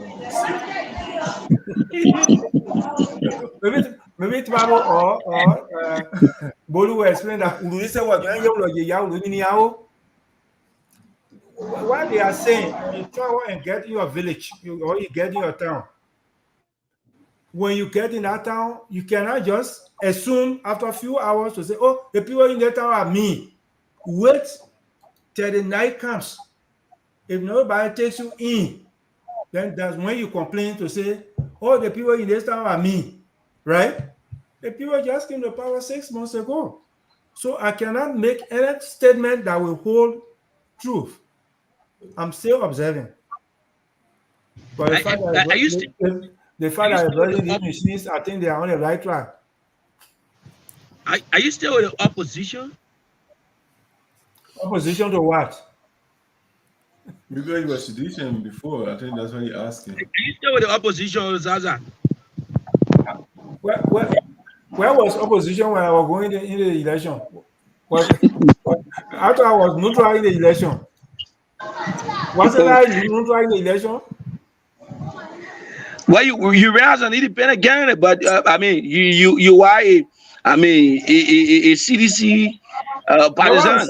I was CDC, and CDC said they didn't want me on their ticket, and I went neutral. So then where I am now, I'm still on my neutral bench. Maybe I will go back to CDC or go back to my Unity Party or just remain neutral. So Mr. Another question though, you said you are still observing the Boakai administration. Yes. What is the benchmark before you reach some sort of conclusion? How long? After a year. Oh, okay. After a year. Zarzar. Yes. Can we expect a comeback in 2029? Maulu, you are one of my friends. Tomorrow there is my son as well. Sayopo there is here as the household. Patrick is there as one of my supporters. If you guys decide to say, Papi, come back, then I will come back. If you say sit or stay, then I will stay. The thing about it, Maulu, frankly speaking, after I started getting the kind of feedback when I was going to the senatorial race, that my colleagues that were depending on, they were sliding back and things. People came to me and said, look, Papi, since the United Party is fighting you, since this is happening, go back to the district and run. But here is the issue. Bible there is my son. The Bible says, Papi, anytime you don't want to run, tell me. But God, I don't want to fight you. I mean, he and I came a long way. The same thing with a few other guys. I committed myself 2023 that I was now running as a representative. These my own friends use all their personal resources. Then last minute of time, and I said, well, I'm going back in the district. How do these gentlemen look at me? So I just don't like to play these kind of games. No, I don't do it.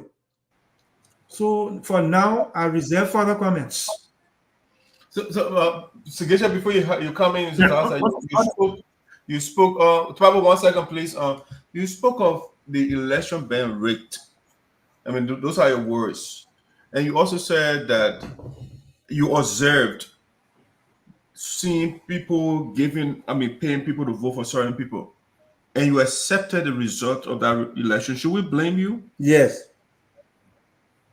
Blame me because I don't make noise. Oh, is it for then? Why are you crying about it though? But I'm not crying. You asked me. I'm not crying. I'm not crying. No, I'm not crying. You asked me. You say you lost the election. I know I lost it. Yes. I'm not crying. No. I'm not crying because of my own negligence. Okay. So that somebody asked me. Bible asked me, why is your engagement in district number 2? Mm-hmm. I mean, that question was a question, very thorough question. You see. Because what I assumed that would have happened didn't happen. So I should be blaming myself because of the poor assumption.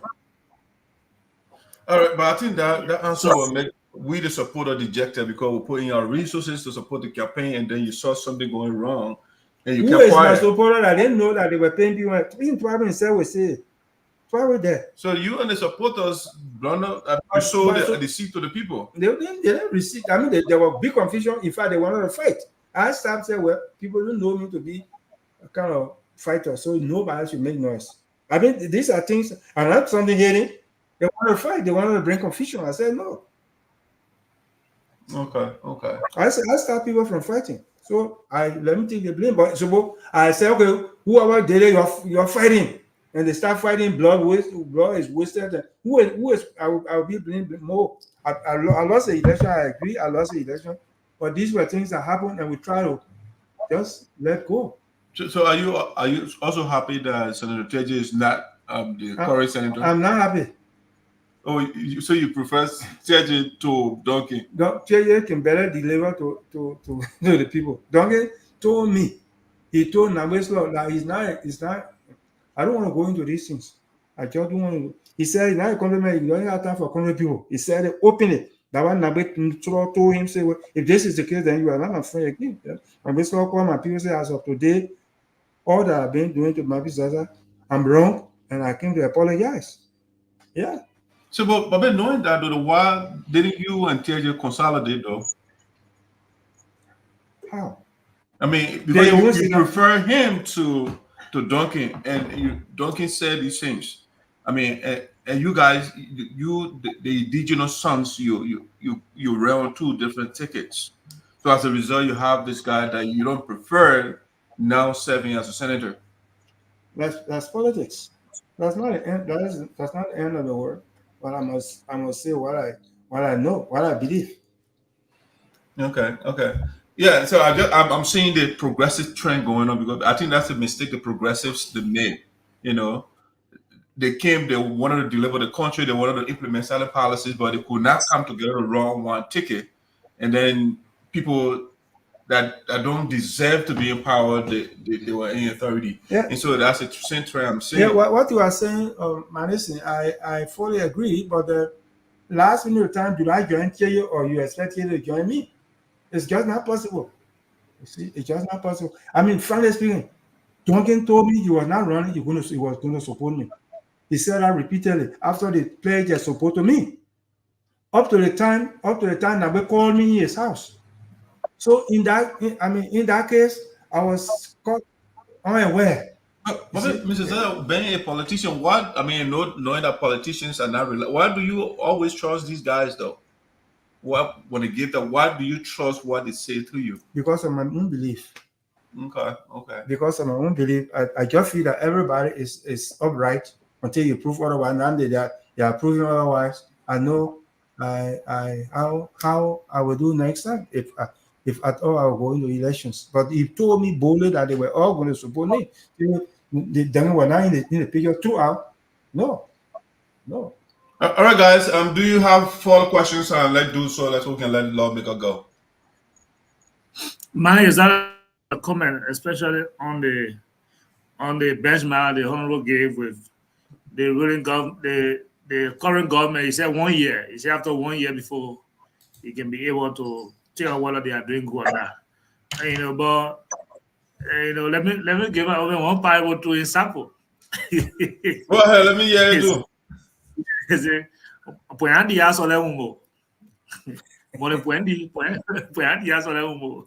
So the beginning of everything, when you eat the rat, when you're eating a rat, you always cut the tail of the rat first and eat it before you get to the main part of the rat. So that's the Bible. That's the beginning of the Bible. So the beginning of everything is important.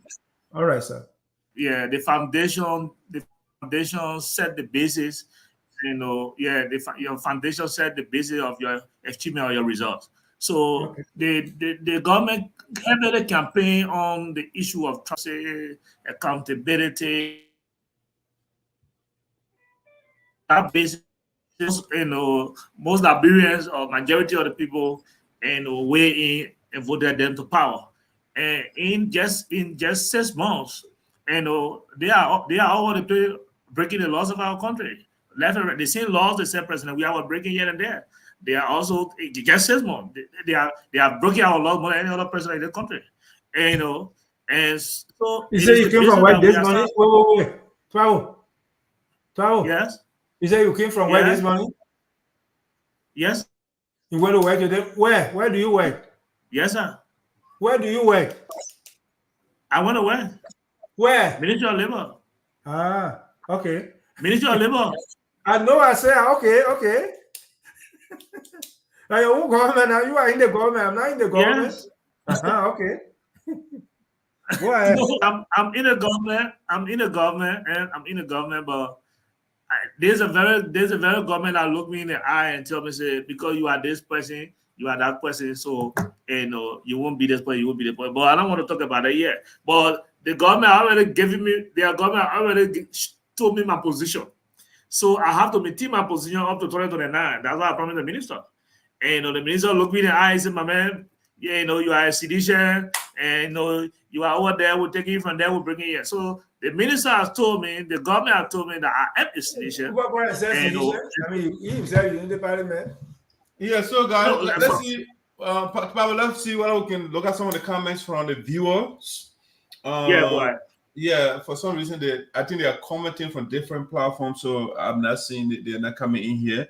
But over here, I have Rutobo Tape said, on Zarzar, I don't know how true is it, but I understood there is a law in both chambers that allows both houses to receive vehicles every 3 years. These vehicles, personal property or vehicles to be used while they are in office. Are there many questions, or you want me to answer them one by one? I mean, you can any arrangement you want to go. Okay, what happened is what Reverend Tabe is saying. Yes, when we discuss the vehicle policy for each lawmaker, the first vehicles that were bought for us, these vehicles were to get car allowance, all kinds of allowances relative to vehicle maintenance, vehicle this, vehicle that. But then what was discussed was that because of our road condition, after 3 years, a vehicle is considered officially scrapped. So after 3 years, yes, the lawmakers are entitled to a vehicle because there's a law on the book. The Liberian law says that after 3 years, the vehicle is officially scrapped. Is that law fair to the Liberian people? It was not the law. I was not the law because then now that made it. It has been the because of road conditions in Liberia. They say after 3 years the vehicle is of no use. So for this reason, the lawmakers after every 3 years they buy vehicles for them. That has been the practice throughout. When you talk about being fair or not being fair, the law needs to be reviewed whether it's fair. But as far as I know, whether vehicle is bought for justice minister, whether it's bought for judiciary man, after 3 years, it's considered scrap. That was the basis on which these distinguished gentlemen and women want new vehicle. Yes, when the vehicles are bought, they are assigned to you, and that's it. I cannot remember where there was after election. Then the vehicles are returned because after election, the vehicle that bought for us, they were already 3 years. So they cannot be given to government again because government consider them scrapped. Okay. So he also said, as a statement, should these vehicles be returned to government if the public officials are no longer in office or be kept by former officials? Well, it has been a practice that they keep them because they are considered scrap. If they are vehicles that were given to you through GSA, they will return them to GSA, then GSA will sell them. They won't reassign them. Okay, then I think Evangelist James Carlos said, I was let's know that one. You said you were in the waiting room. I didn't put the link public. So you said you were in the waiting room. I didn't see you in the waiting room. I'm following here. I want to get brief clarity from our former lawmaker. Why did you insist to run as representative in electoral district number 3, Sinoe County? Why did I insist? Why remember that? I don't know. You did not run in district number 3. Mm-hmm. So yeah, you ran as a senator. Senator, yeah. So okay, so your bossman, I did run in district number 3. I ran as a senator, so I didn't insist on running in the district number 3. Thank you. Okay. Then Chris Daly said, "Thank you very much, Honorable Zarzar, for your brilliant articulation here. Can you please tell the listeners that the process of the yellow machine is transparent in coming to the country?" That's the first question. Well, the process of bringing the machine, it is a prerogative of the executive to do the procurement. If the process you think is not transparent, it is a prerogative also of the House and the Senate to call the executive to explain how these vehicles were procured. I mean, the equipment. Well, I think you're asking for your personal opinion. Do you think the process is transparent? Yes, it's transparent as it carry out the function as executive. Okay. You said if not transparent, why should it be used? Okay, you said transparent. It's transparent. If they're not transparent, so they don't use a vehicle. I mean, they don't use the equipment to bear a road. Sign road is bad. So they said during your term as a lawmaker, did you propose any bills concerning the various the various chiefs elections? No, but why would I propose bill when it is already constitutional? So there is no need for one to propose bill. The Constitution, as I said, Article 56 stipulates that the chief should be elected. It's in the Constitution. So while it's already in the Constitution, it cannot be legislated again. It is just that the constitutional provision must be followed. So, but as a lawmaker, I think it's part of your oversight for the law to be enforced, right? Yeah. But I think what I'm understanding from you, why didn't you insist on that particular provision of the law to be implemented when you are in office? Well, we raised that issue, but then the executive said that at that time they said we have budgetary constraints. As a result, they cannot just go to have chieftaincy election. It's very costly because the chiefs are so many. So until our budgetary position is improved, it was not possible to have a chieftaincy election. When we raised the issue, we didn't go in public. We wanted to know why, and then that was explained to us because of the budgetary constraints. Okay, his last question: do you think it is still necessary for such position to be voted for as the Constitution mandated? Of course, if you don't do that, that means you violate the Constitution, which is fundamental law of the nation. You must do that. But then it's the same thing when you look at Article 6. Yeah, I think Article 6. That article demands the government to make sure that schools are built in every corner. But then in that part, it said to the extent of availability of resources. So it is constitutional mandated the government provides school, provide education to everybody to the extent of availability of money. Okay, I think it's the other guy, Bishop Morris Solomon said on Zarzar, your human relationship, but then as our lawmaker is irreplaceable. Your good relationship with our people or with your people were beyond tribal limb or lines. The tribal politics in Sinoe County will always give us bad leaders. Okay, and that was Solomon, and then Evangelist James Carter said, Okay, to say this as confirmed to the tribal politics I talked about, the tribal hatred I talked about, that's what just he alluded to. Okay, Evangelist said, it was a political miscalculation on your part to believe that Chea and Jefferson who have supported you. What do you say to that? Well, and miscalculation, they were deceitful, that's all. Because they told me that they were going to support me last minute to time they changed. They were dishonest, period.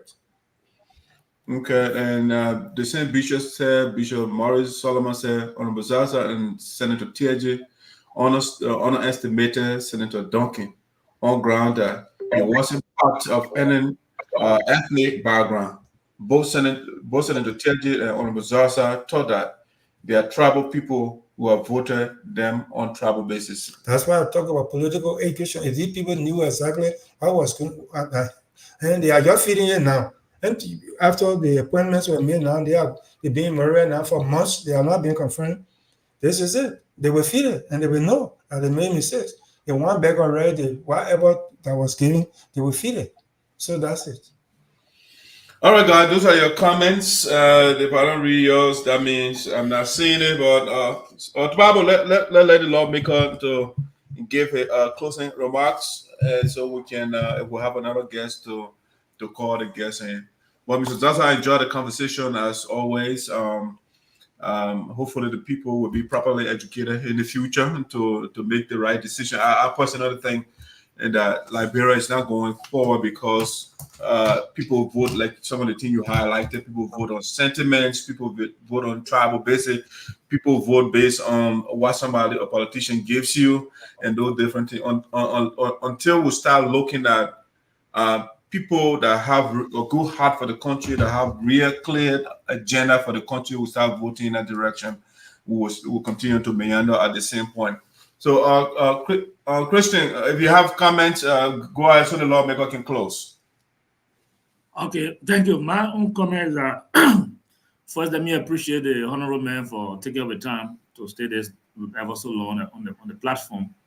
But you know, Honorable Zarzar, in Sinoe, in the Kru community, my own experience as your son, you know, the one who are considered to be the influential people, the prominent people, might have the tribal issue fly on the head, but it's still possible. It's still possible to win a house, you know, of any tribe in Sinoe once you get around them. And I'm not saying that you did not get around, you know, your people, you know, during your time in Sinoe across the county, but I think you were just not lucky this time around. I think, you know, it should not break it down. It should not discourage you.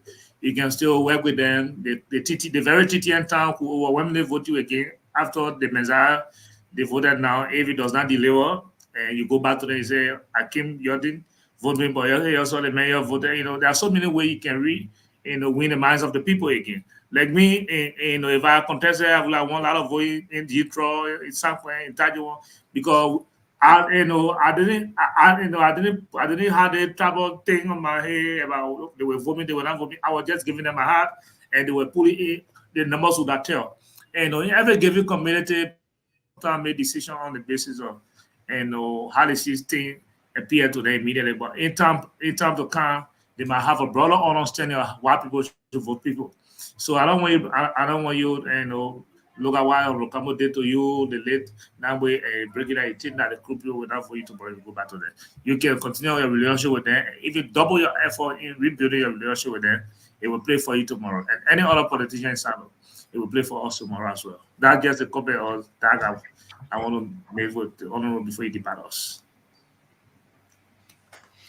Obviously, that's the floor. It's all yours to give your party Well, comments. I know I actually underestimated your ability to have such a broad knowledge about people. I'm not giving up on my people. That was one of the reasons why I did not raise contention during the elections, because I know that there is tomorrow. Besides, I talk about political education. Once our people are actually informed about the reality or what has happened now, at the end, some of them will understand I'm not giving up on anything. I will do my best so that I will get to our people. Even if I'm not running again, all I want in our country, I want peace. And on the basis of that, once the hurdles created for these yellow machines, the hurdles are removed and our roads are built, I will go from village to village to preach my peace message. Because once we are peaceful in the country, we live in unity. And once we are united, obviously development will follow. But if I politicize everything, if we trivialize everything, it will get us anywhere. As I said during my election, during the campaign, I didn't tell God to make me supplement. I didn't tell God. I had no control over where I was born.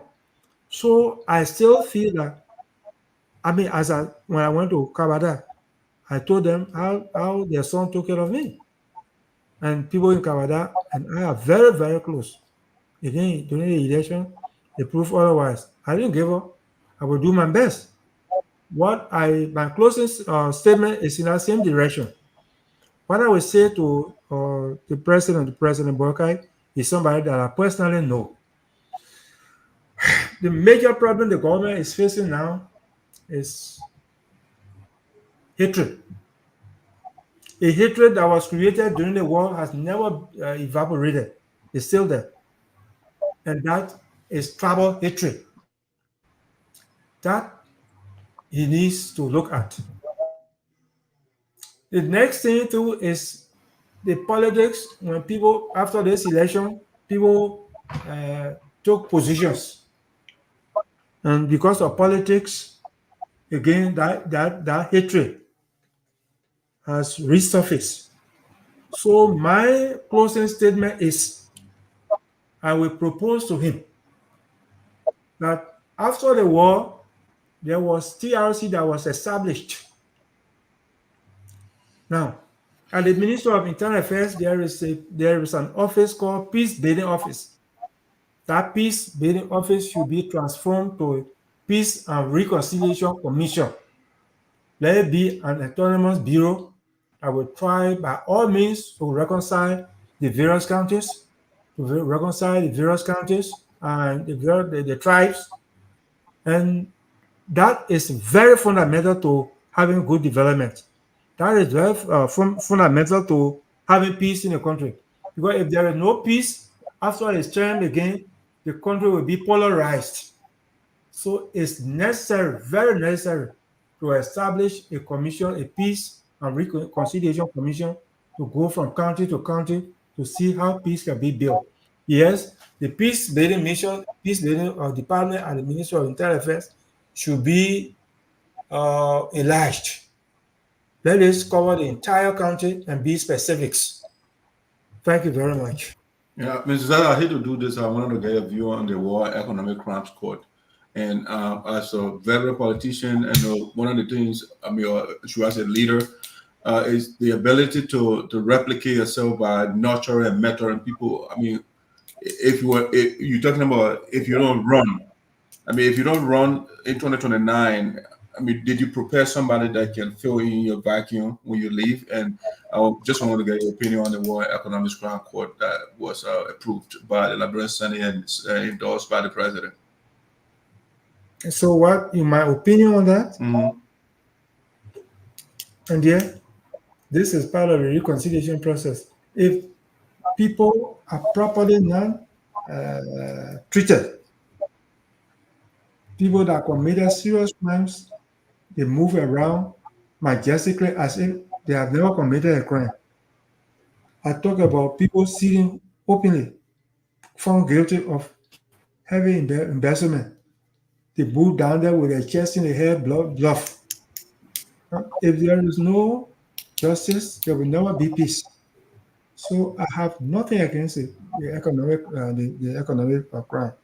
The only problem that I had when that commission was set up, I was part of a setup in Minnesota. We went to the very first meeting. My problem with that TRC, crimes were being committed in Liberia from 1848. Why is it that they said it's only investigate crimes that were committed from 1979? So I saw a thin veil. I saw that the intention of that commission was to target certain group. That was my only qualm. They should have left that open. Up to this time, this Israeli, how they call the Holocaust. And they still arresting people. They still getting people for Holocaust. Why is it in Liberia that we say we should start from 1979? And you know what 1979 means in Liberia. That is the only qualm I have with the establishment of that commission. Well, I have no problem with the mandate. I have no problem with their findings. I have no problem with their recommendation. Thank you very much. Thank you, Mr. Zarzar. Thank you. Really enjoyed the conversation. Learn a lot as usual. Thank you. All right, Sugesha, is the former superintendent still coming on? Yeah, you can excuse yourself, Mr. Zarzar. You're good. Yeah. Huh? Yeah, it's mine. You can. It doesn't matter. Thank you. Also, ladies and gentlemen, I said our special guest and one-on-one in studio with Mr. Zarzar, the former lawmaker and minister of Liberia. So, Gesha, is Lee still coming on? Yeah, so let me check on with him because I'll give him our time now. But let me see what I can check on him and see. Okay, all right. Let me see as well. Maybe a blunder. I did not send a link to him, but let me do so right now as well. Bravo, how is it going, man? How's the city? Well, my man, Liberia being Liberia, Marlborough is cool. And the city is. Let me see what I can send a link to Mr. Chea quick here. Biggest paramount chief of Sinoe. Who is the biggest paramount chief? Oh, you don't know the man name? That's the man name. Nagbe Chea?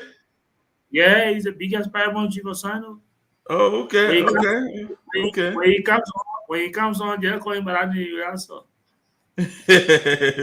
Okay. Let me see. Let me send the address quick to him.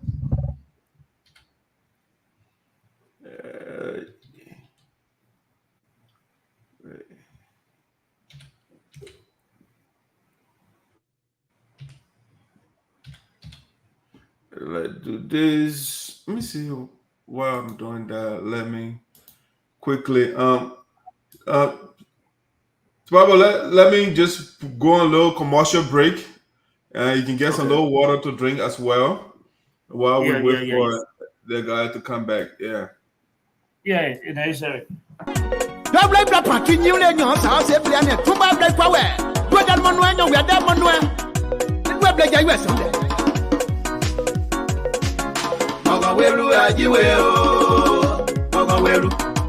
Jere kuanyai mama weru ajiwe o jere nyai mama weru na jere nyai o mama weru ajiwe o jere kuanyai mama weru awo nyanje jere nyai o mama weru ajiwe o jere kuanyai o mama weru jere kuanyai mama weru ajiwe o jere nyai mama weru awo nyere nyayo baba welu ajiwe o baba welu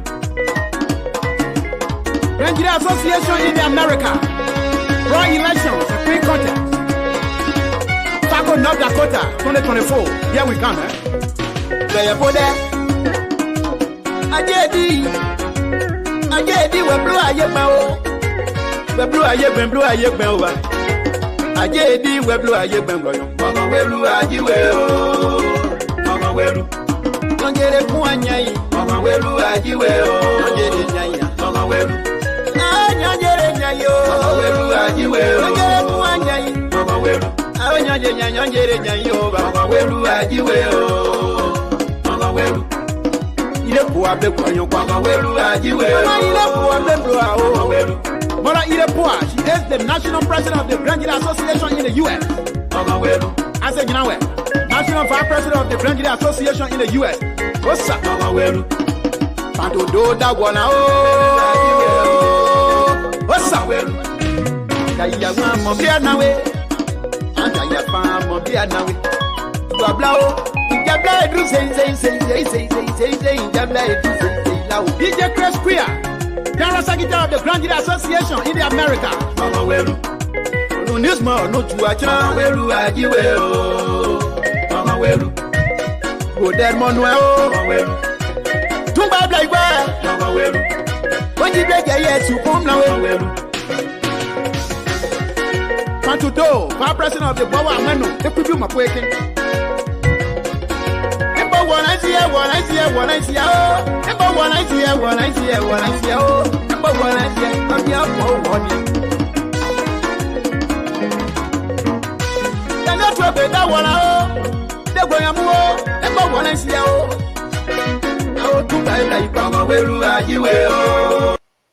Yeah, so ladies and gentlemen, coming up on the show, this is the former superintendent of Sinoe County, Nagbe Chea, is our next guest. Shortly, Mr. Nagbe should be here. Sigation, just tell the guests, I did send the link to him already, so that he can join us if you don't mind to remind him. All right, so guys, don't go away. I'll keep keep sharing the show. We're bringing all the leaders of Sinoe County to have a conversation with you. And that's why we call this the premier platform of Sinoe County. All right, so don't go away. If you want to participate, we got the numbers over there on the screen. If you want to come be on the show live, just send me the link. We'll also send you the link to join us. But Evangelist James Carl earlier said he was in studio, but I didn't send the link to you, sir. So how did you get in studio? But if you want to come on, just make sure and say, oh, so please send me the link. I will do just that. Shoot me your email address, and I will send a link to you, so you can be part of the show. All right, so let's do our entertainment. Mr. Nagbe Chea is coming on next. It's our guest, and so don't go away. Don't go away. It's marvelous treasure.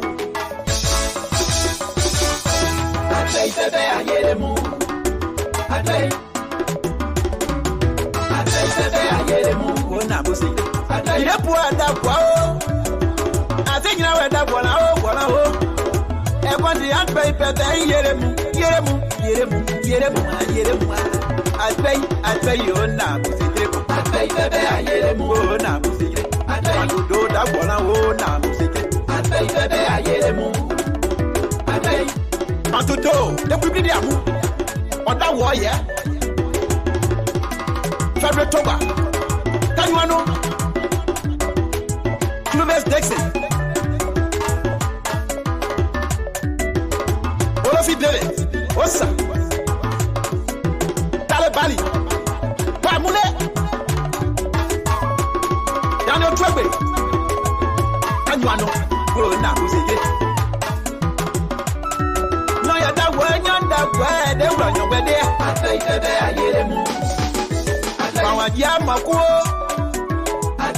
I feel what I do. GTA.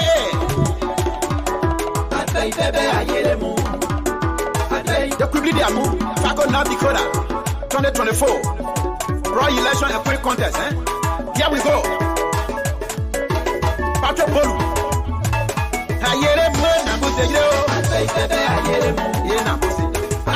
Atai da wala o na musiki. Atai bebe ayere mo na musiki. Atai bebe da wala o na musiki.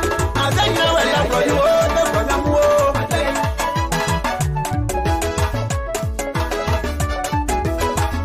Atule ke dare.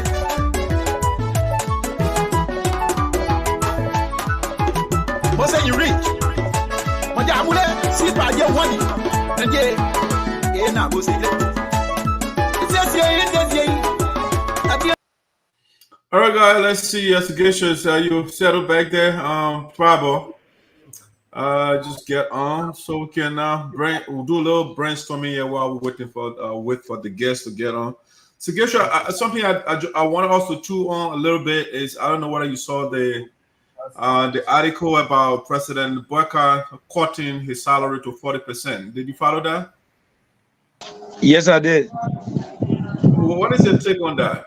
I mean, do you think it's genuine or is it a facade? You know, politicians, I mean, they can craft ideas, you know, making the ordinary people to feel as though they are now, I mean, taking home tons of dollars. The president cutting the salary is another way of, let's say, to present himself as someone who mean well for Liberia, who mean well for the ordinary citizen. But mind you, there are different areas, even more than that salary that he say he reduced will come from. I mean, that is a cutting a salary. It's just a political calculation. But in fact, some of the places, like, look at what is being placed in the budget for president's project and a whole lot of things. So he will get more than the money. But let's say kudos to him as much as he says he's going to reduce the salary. We hope it is done in good faith. Baba, what is your thought about the president cutting his salary? I think the guest is getting set up backstage. Once he gets situated, I will just bring him on so we can get a conversation going. Honorable Chea, once you are settled down, just let me know. Just give me a thumb up. I will bring you on. Bravo. Yeah. What do you make of President Boakai's cutting of the salary? Is it another political bluff? I mean, we had did it before. He said 20% or 25%, and Joseph Boakai is, I will beat Jawia. I'll make my own 40%. The only thing I know and see I'm sitting is that he has been the president of Liberia is Ambassador Joseph Boakai. That's the only truth thing that I know. President of Liberia. All right, let's see what I can bring the guests on. Mr. Chea, are you set up? Are you set up? I'm not seeing you.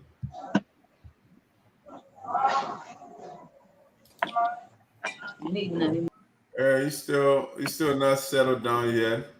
Yeah, but yes, my thought. I think that is another political show up. That is nothing. First of all, before you still call your salary, you got to tell us. I read this article. And how much are you making? Yeah, no, yeah, he said that's Tobabo. I read this article and the article. I think that's a BBC article, as a matter of fact. And they said Joseph Boakai making $13,000 a year. I don't know what are people talking about. $13,000 a year. Joseph Boakai is not making no $13,000. Is that what he reported to BBC? And he ran with that. They should have done independent investigation, but the man saying making $13,000. But that don't be surprised. You know already how the Western media operate. Once your government is saying yes, everything they're talking, you are the best. Let's see. Let's start again. Mr. Chea, could you set up? We are not seeing you. The video is activated, but we are not seeing you. And it's a lot of background noise too. I was up there, you a lot of noise there. You get what I'm saying? The West, May get in a little chew before he gets on, you know. the Western media, is good in promoting you in as much you are singing, you are dancing to their to their tune. So everything about you, they polish it, they make it fun, they make it good, they make it nice. But the day you start saying no to them, they start bringing all the negative out. And so the budget that was approved is for a year, right? yeah. The reason Yeah, fiscal year. So that's from what, January to December? Or I mean, I think I forgot the timeline. I was looking at the timeline the other time.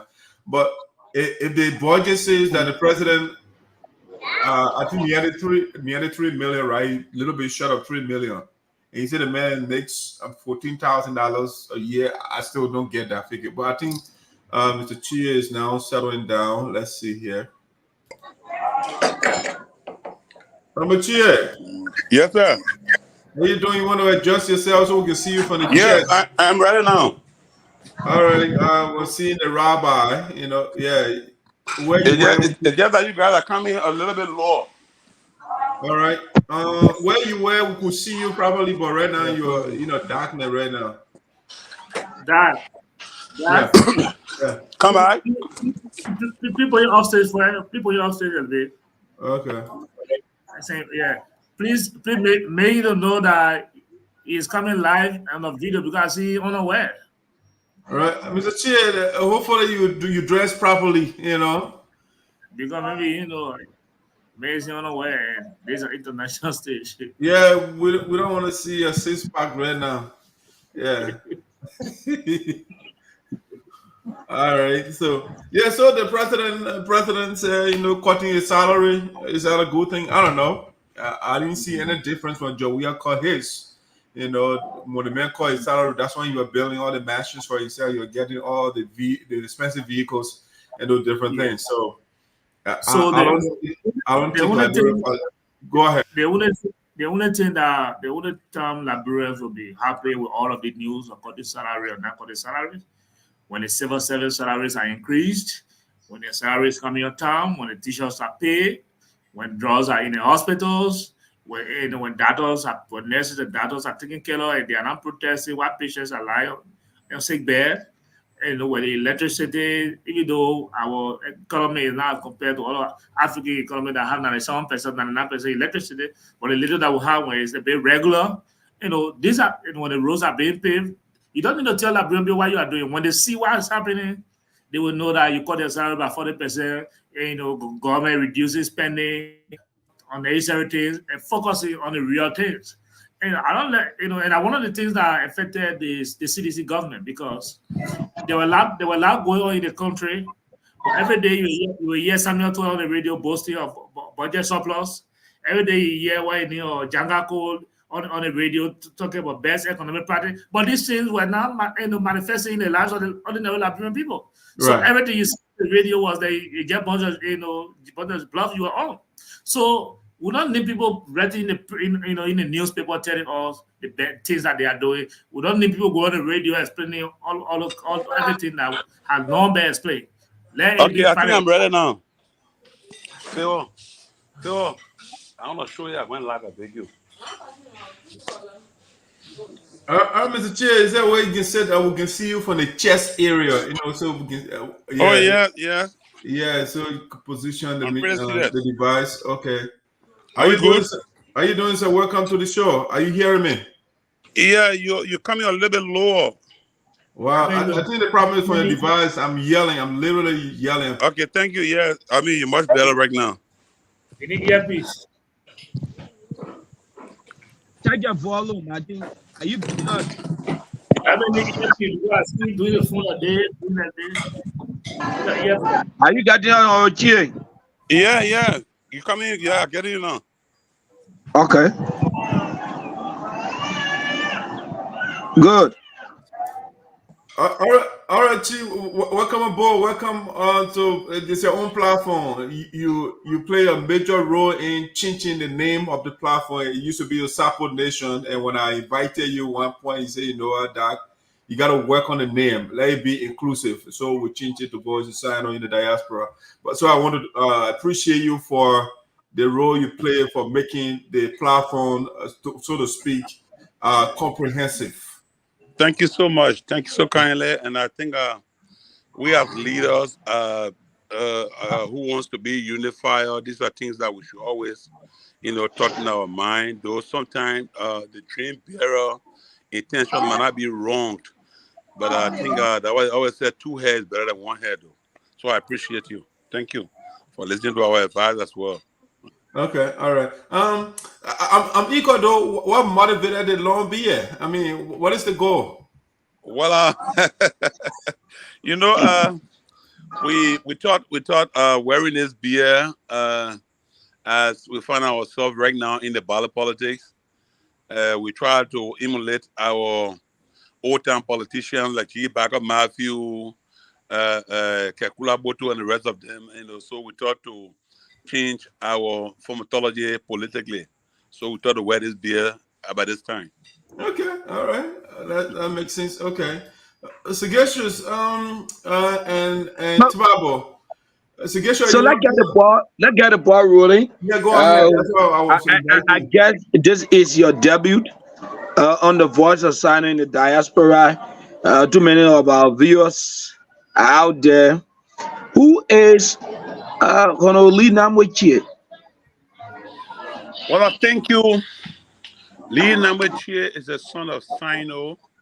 I always refer to myself as the typical son of Sinoe because the 2 major leading groups in Sinoe, I am a member of them, and even including the chair, and even the 4th, we have to do with the Grebo and the American-Liberian. My father has a background from the American-Liberian. He's a crew, and my mother is a Sapo woman, and my grandmother has a backdrop from the Grebo community. So I am a son of Sinoe. I was born under the union of Mr. and Mistress Amos and Teresa Chea. I was born in a little township called Bannerwater Township, right adjacent Greenville, and I spent a good number of my years in Monrovia with my uncle, where I schooled, and later on, because of the war, fled to the Aricos. I completed high school in the Adra and came back to Liberia, and we've been doing good. We managed to serve our county at the level of the political party as chairman. Currently, I will speak. I'm the longest serving chairman in the CDC. I've served now for almost 14 years. And by the grace of God, in 2018, President George Weah saw it be fitting and have me appointed as the Superintendent of Sinoe.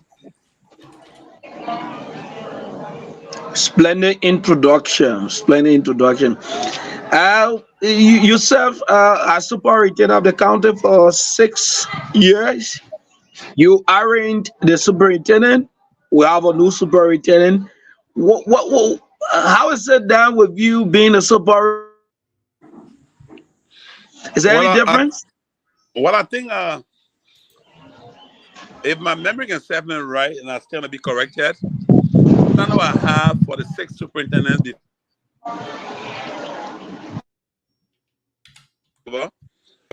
Yeah, yeah, man. Put 20 info.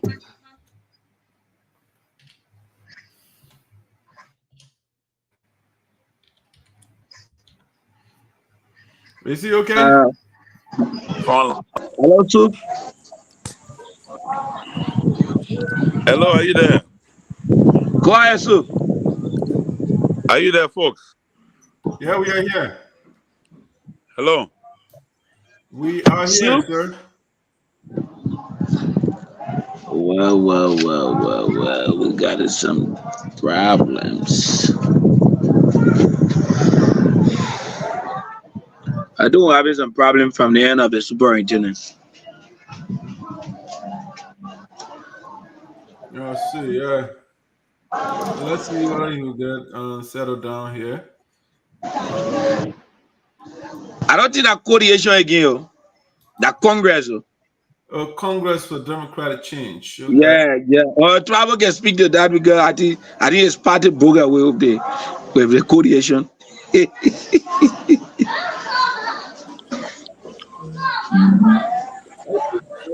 One, not connecting. Yeah, we are getting you, sir. You're good. Soup, are you getting us? Hello? Oh my God. I students don't see you. Soup, are you getting us? Hello. Yeah, Yeah, hello. you getting us now? Hello. Maulu, Are you getting us, Soup? are you getting me? Yes, sir. We getting you. Are you getting us? In the show, everyone can see. Are you getting us? Soup? Hello, are you hearing me? We are getting you. Hello. Are you getting us too?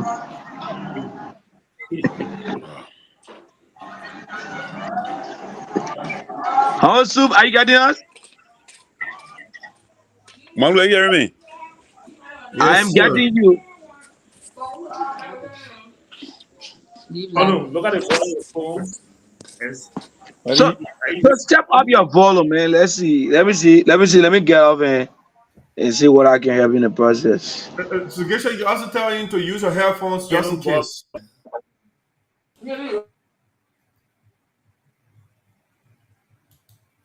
Yeah, it should be very easy, you know. That you know, born needs your help.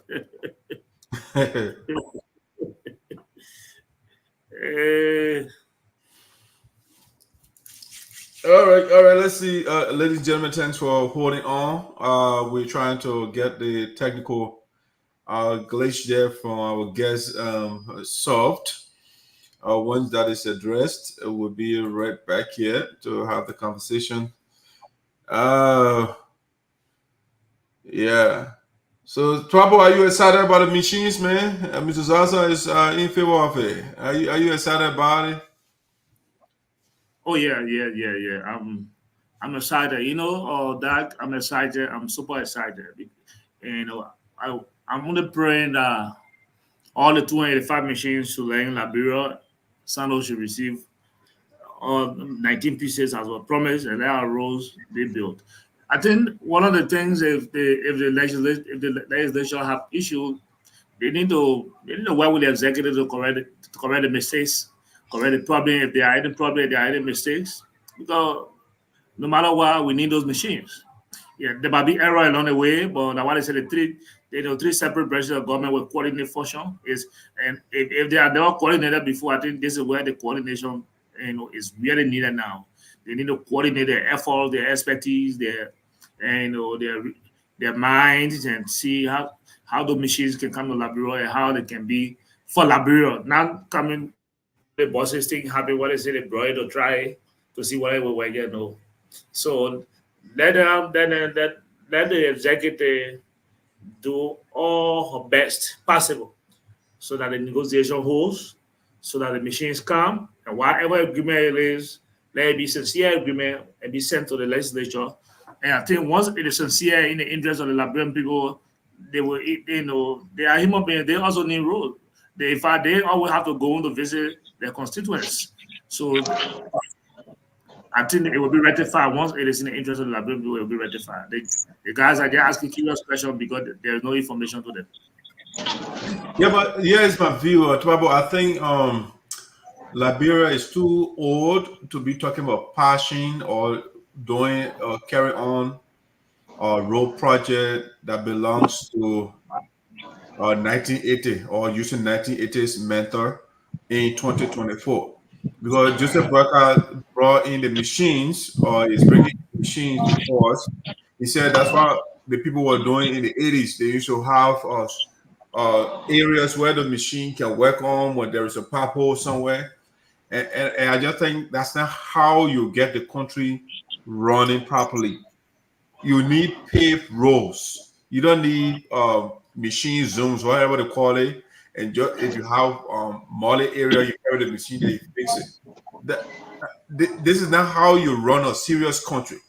You know, if Ivory Coast, which is bigger than Liberia, can have all these villages to be paved.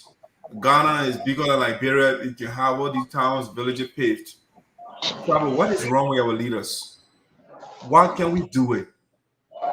The first political independence country in Africa cannot build roads and talking about patching roads or facing muddy areas so the vehicle can just pass. I think your concern is good, but I would consider the yellow machine as a first intervention because I don't want to believe that it is, you know, it is a only mean because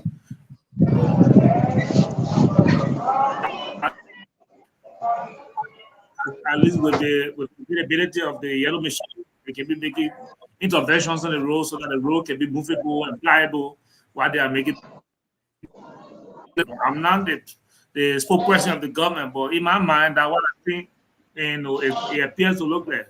Because, to pave the road, to do the coastal highway from Buchanan to Greenville, to Sesto, to Greenville, to Barclayville, it requires a lot of resources mobilization time.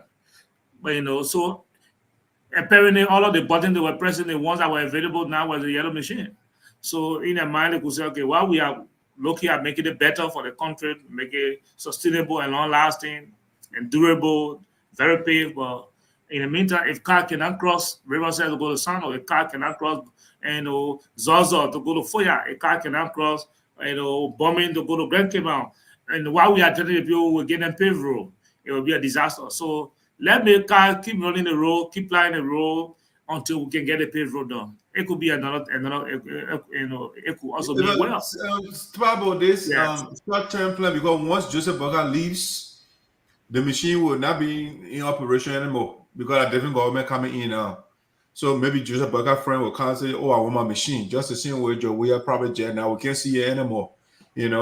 So it will be a different thing. It will be I don't think those machines will be assigned in any county if the agreement is not ratified, if the loan agreement is not ratified by the House. Once it is ratified by the House, it means that the equipment will be Liberian government property and not any individual property. In the case of George, we have private jail. The only thing I saw was a cake that was launched by Nathaniel McGill and others, where the plane cake. I did not see physical plane.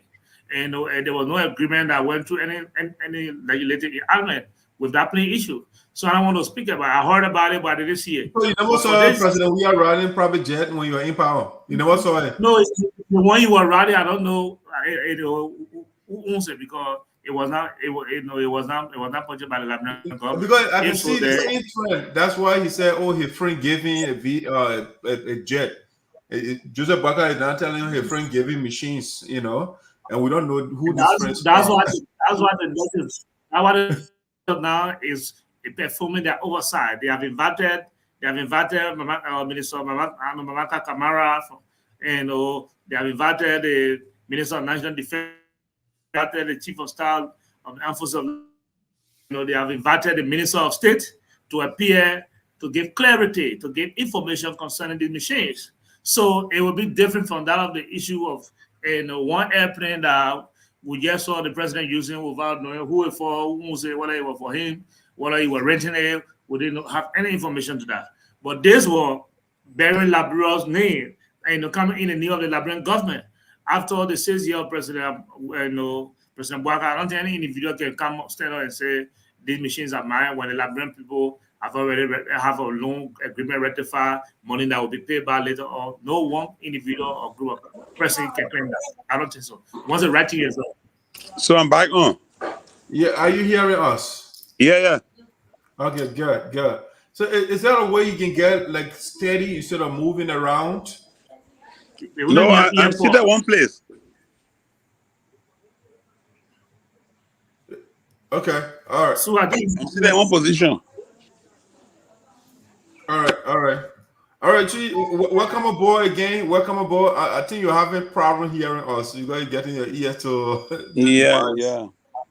I don't know what the problem is, but we are hearing you very well. So I don't know. Is your volume up to max? Yeah, my volume is up. It's fully up. Do you have headphones? No, I don't have headphones. No. Okay.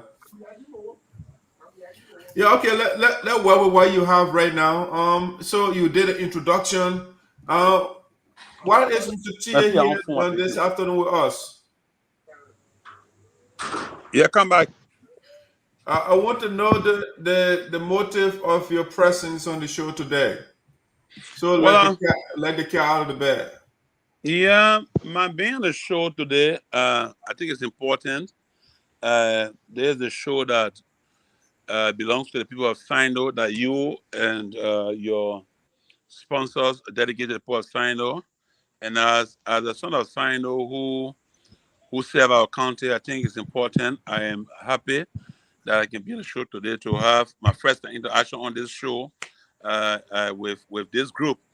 So I'm impressed, and I look forward to always being on this show whenever I am called upon to discuss issues related to our county and our country. Okay. So, Gesha, you're saying something? Go ahead. You getting me? No, Yeah, I'm getting you. You're off mute now. Yeah. So also, do we still have the coalition for democratic change? Oh yeah. The party is still alive. The Sino chapter is still alive. I am seeing on the platform, seeing my Secretary General, who happens to be the chairman of the Liberian Liberian Democratic Party, LPDP, in person of Honorable Christian Tobago. So the coalition is still alive. Is the LPDP still with the coalition? As far as the framework document is concerned, the LPDP, as far as I'm concerned, is going to be corrected. It's still member of the coalitions. Wow, great. So let's start by saying, over the 6 years we have had the CDC-led government, formerly the ruling establishment, now the main opposition political party. During her 6 years of existence as the ruling establishment, what can the CDC say of Sino? Well, thank you. Sino is just one set of Liberia. And you and I know that democratically, when the opportunity is provided for every government, you must have to serve your 2 terms. But unfortunately, our new democracy that gave will to the free exercising of people's political franchise make our government our government to spend 1 term, and now we are in the opposition. But I would tell you, Sagashas and the folks on the show, the county did not benefit much under the CDC-led government. And I know because developments are driven by faces. So I think Sino and other counties would have been in a second phase of CDC's agenda. That's what I know of. But we are grateful that at least the peace was kept in Sino, and we have one of the best metallurgical in Liberia. We have one of the best vocational TVET in Liberia in Sino under this government. And there were many things that were kicking up before the elections. As I speak to you, the last verification work of the Sino waterfall hydro was just concluded, and that deal was arranged by the CDC-led government. Even the solarization of Greenville, that was also a deal that was arranged by the CDC-led government. And the coastal defense highway.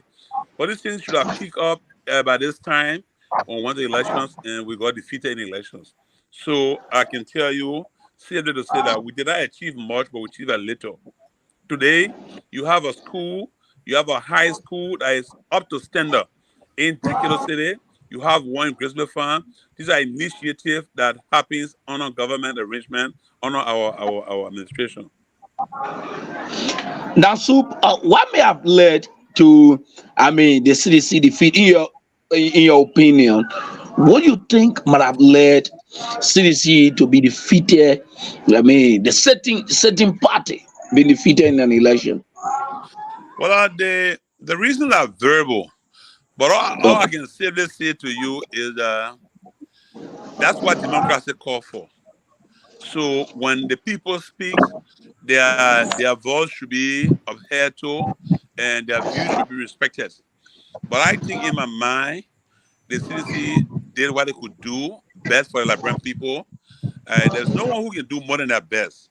If you take a statistic back from Ellen 12 years, the Liberia Party 12 years under Madam Salit, and Marshall without a CDC 6 years, you will know that the CDC-led government has done much. But again, the Liberian people have spoken because they thought maybe they would have seen someone who would have done much more than the CDC-led government. And I tell you, it got us today to where we are. But I can safely say to you, the CDC has played her part. We've done well. And per our defeat, it is democracy that we all have to respect and we have to uphold.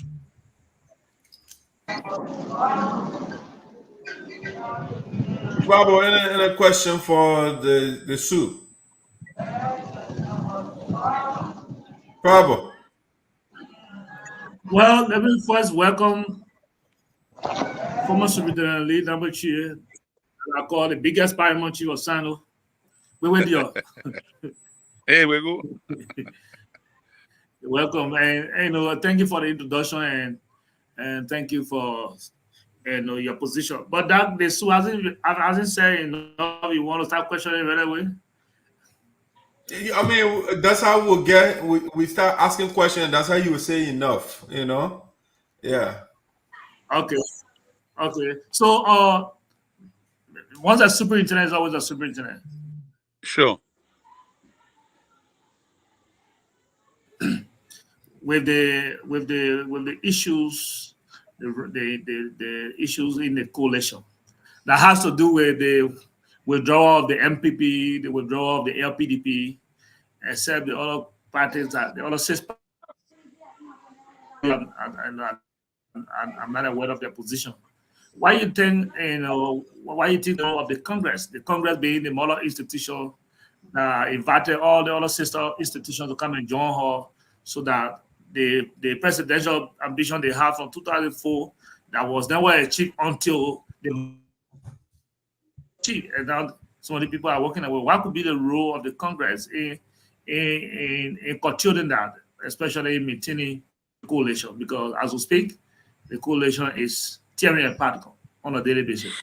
So why you think could be the role of the Congress? Thank you, Comrade Chairperson and the former Legal Commissioner of Sinoe, Tobabo. You and I are aware of the framework document that was signed during the signing of the coalitions. Those documents speaks to political party withdrawing after the elections. But the good thing about it is that those parties like the MPP that I have recorded that have withdrawn from the coalition have not pledged support to any political party. And so in their statement, they say they are having consultation and it's possible that they have to come back for remarriage or they walk away. And the governing council of the coalitions that comprises of members of different political parties are also still intact. They are working together to ensuring that the coalition stands come 2029. And so parties withdrawing is not a sign. It's not an indication of the party or the coalition being split. But it is called for per the framework documents that were signed during the signing of the coalitions among those political parties. So all of the parties that you may have been aware of that withdrew from the coalitions for now, because we think election is over and the 6 years that we serve as ruling party is over. So it is fair enough that every political party go and re-governize themselves, re-governize their strength, their strategies, and see as to whether they can still be a part of the coalitions. But even at that, negotiations are still in the way. There's still good working relationship between and among the political parties. So there is a hope. There is a hope that those parties that withdraw per the framework document is likely to come back to the CDC. And the most interesting thing that should give everybody assurance of these political parties coming back, because right now the ruling established United Party now is witch hunting every political party members who have affiliated with CDC. So just only because of that, no party that will withdraw from the coalition right now, we want to break away completely. No. They have given total room and total space to those parties that have started withdrawing from the coalitions for now to go and reorganize themselves to coming back to the coalitions. So we don't have anything to worry about. The only thing I think we should have our lobbyists, playing their part, going out, reaching out to those political parties so that we have more stronger alliance come 2029. Okay, so Mr. Sub, here's my question.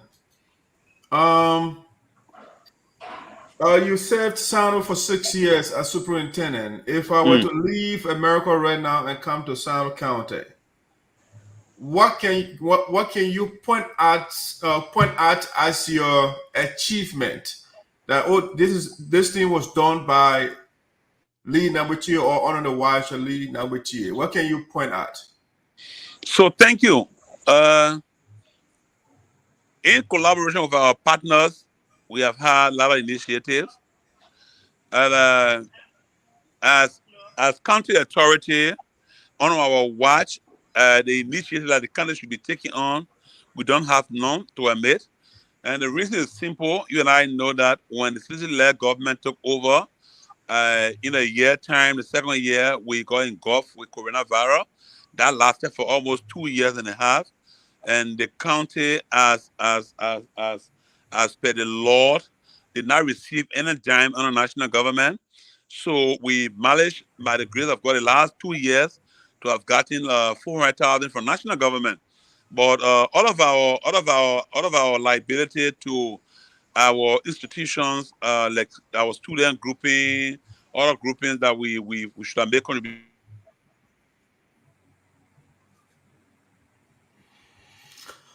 All right, it's a technical issue over there. He's frozen.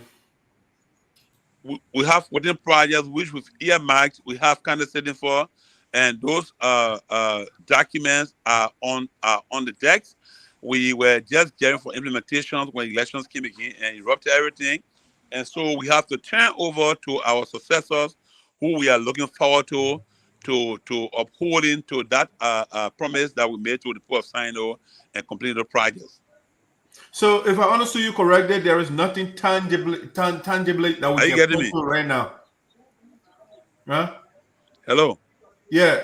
So, if I understood correct, nothing tangible that we can point to right now as your achievement in Sinoe County. Is that correct?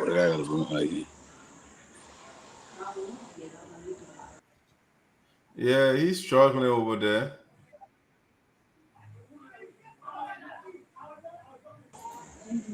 Are you hearing us?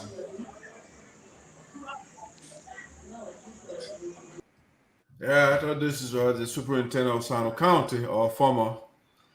His device should be working properly. Hello? It looks like somebody is calling him. So when somebody calls, it takes away the volume. So if he can put himself on do not disturb, that would rectify the problem. But right now, yeah, when somebody calls, like people are calling him. So once somebody calls, your volume will automatically go away. So Sagesha, maybe you want to tell him that we have a few minutes to be out of here. If we don't get that fixed, so we can get it, we'll call you a day. I got other things to do. Probably you look like you're taking a nap, man. No, I'm looking at something rare. I'm here. I'm looking at something. What part of the city you live, though? Balanceville. Oh, okay. I'm in Balanceville Estate. Okay. Yeah. You gotta go look for the first lady. The first lady of Voice of Sinoe is in the town. Oh, the baby man. Who's baby man? Who got baby man? Sorry, we don't got two voices of sorrow, so. No, I mean, this one you were on right now, the one, I'm not saying first lady, but the other girl is not a first lady. She's a contributor, she's a participant or host of the show. Sarah is not a first lady. Your wife is here? Yeah, she's in Liberia. Oh, okay. All right. Yeah. That's good. Yeah, so you gotta carry one of your BMW, so I'm meant to carry her around some more. Yeah, sell my contracts. Or you sell your contract anyone. I sell my contract or you yeah. Okay. Yeah, okay. Yeah, I can be a driver for the short time, not bad. Driving a CEO web is not bad. Nice, man. I appreciate that. Thank you. Yeah. Well, she should be fine with the ride though. Just Gracious. Yeah, I think the Super is trying to come back in studio. I think he's trying. Yeah, we are running out of time now. Yeah. Sure. Trouble just from work, he has to pay attention to other domestic functions. Yeah. And you yourself. But if we can get a Soup, maybe we can have him on the next edition. Right. I think we'll have enough time to quiz him. Right. On the issue. If we can have him now, we can have him on the next edition. I want to go that option too, and yeah, we will talk behind the scene to see what we can prep to see. Okay, let's see he's back again. Hey, so welcome back. Yeah, thank you. So next time, Sagasha, I want you to please send me that stuff to make people stop calling while I'm on the line. So all you gotta do is just if you go to your settings and you put do not disturb, that should solve the problem for a little bit. Oh, okay. All right. Yeah. So that's go ahead when it happens again. I'll go to settings. Yeah. So Soup, I think we have limited time on the show, and we have a whole lot of things to quiz, And so the panelists and we're discussing. What we'll have here on next Thursday so that we can have an hour of discussion. quizzing on some local and national issues. Is that okay for us? Come back with that question. So what will that be next week? I say we have limited time on the show, and so the panelists were suggesting that we have you here next Thursday so that we could better quiz you on some of the local and national issues. Yes, I will highly appreciate that. I think because right now it's like, I was not fully prepared on how to go about this and what have you. So by that time, I will also be having the earpiece because I'm not really getting the volume louder. Though I've tried to raise my volume up to the last point, but still. So I will appreciate that next week Thursday. All right. Okay. Yeah, that sounds like a deal. Thank you so much. Thank you. Have a good day. Yeah, thank you. I do appreciate it. Thank you as well. All right. Okay. Yeah, he's looking all over the place. All right, guys. Sigesha, do your closing and Pablo can go so we can call it a day. So thanks. We hope to be back next Thursday with another exciting edition of the program. We hope to back on next Thursday so that we can quiz on some of those important things that matters to our county and some of the national concerns so that you can have a say on them. We also hope to have a few other guests next Thursday. Thank to you, Dr. Yapole. We also like to say thank you to the man of Christian Karut Pabo and my man Patrick Buru, who was over on. Thanks. All right, Christian, they hear you out. We had a very wonderful time together, and I think this edition must come to an end. Let me say thank you, Doug, for always, making yourself, because when you are in a very busy society, always making yourself available here so that we can our people in the diaspora can hear. From back home, it's always important. When I call, comes, we answer that. We provide them with information and share here. Next Thursday, we'll come back very bright again. And all right, brother. Thank you. So, guys, would like to say that Sinoe is our county, Liberia is our country, and we all must contribute in this. All right, Pablo. Thank you, guys. Sagacious Pablo, thank you so much for staying with throughout the show. We want to say thanks to our guests for coming on today. This is how we're bringing the curtain down for the day. So thank you so much to our viewers. Make sure to subscribe to our YouTube page. I see a lot of people are following for YouTube. I'm following Facebook and YouTube, and more people are following from YouTube. So we want to encourage you to do that. And as you also get on the show, I don't see a lot of people sharing the show. So that's how it spreads around. So I want to say thank you so much for always being with us here. Sagacious and Babo, enjoy the rest of the day, man. I'm out.